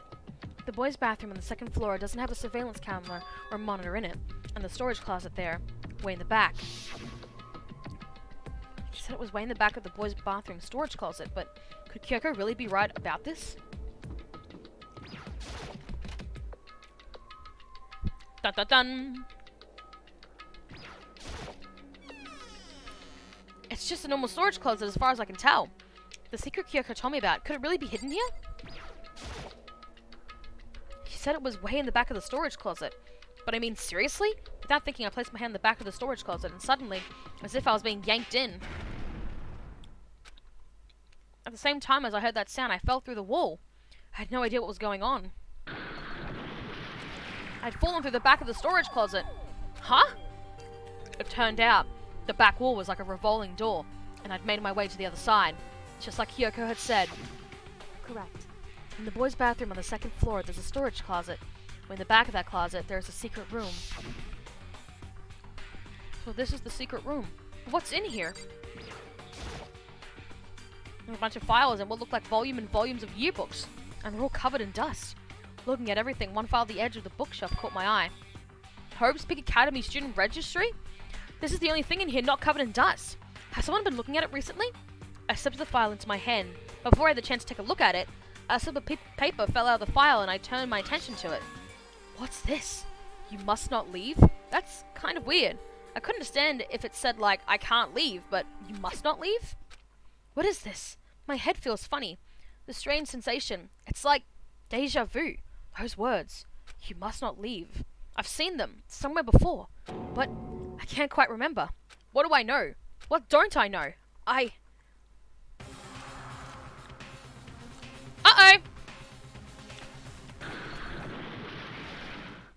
A strange sound rang through my head. Felt like it was shaking my brain back and forth. And then, darkness. I don't understand what's happening. I don't know what started it. It's all over. With that, I opened my eyes. I didn't know how long it'd been.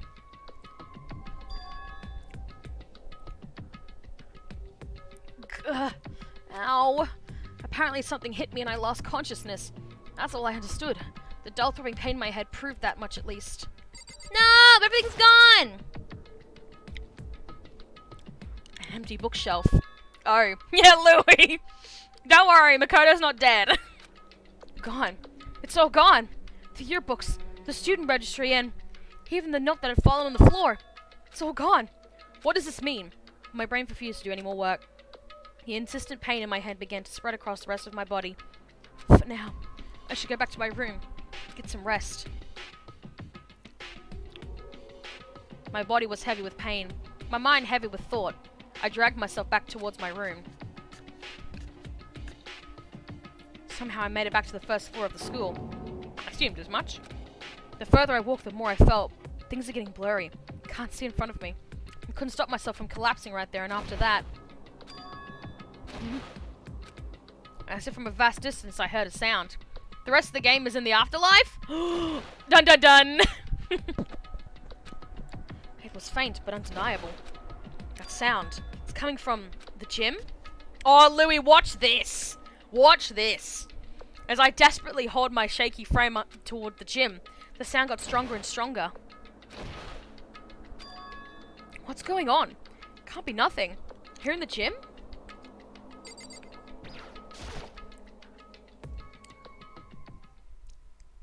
I did make a sound as I opened the door to the gym. The sound's coming from inside. Meanwhile, only intensified there much more.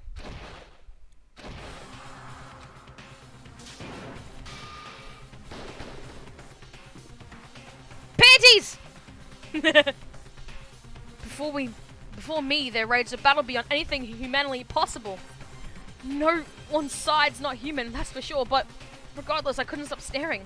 I forgot to move or even breathe. Why, you? What do you think you're doing?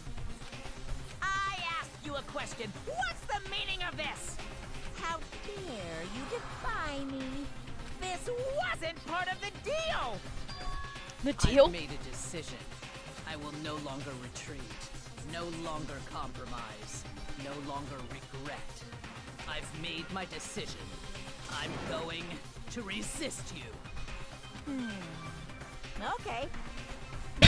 But you do Oh, God. realize what will happen if you go through with this, right? You haven't forgotten, have you? What I'm holding hostage? What am I looking at? What am I hearing? A hostage? Then could it be the mastermind spires? Okay, Sakura. And that's it. Chapter 3 done. Done. So, is the mastermind spy Sakura? 7 left. I guess you'll have to find out next time. Because we're done. What a cliffhanger to end on. Yay! I got the Robo Justice suit. Yep. Yep. Alright, we're gonna get out of this. If I remember how to get out. Yep. Cliffhangers! I know, we love them, don't we?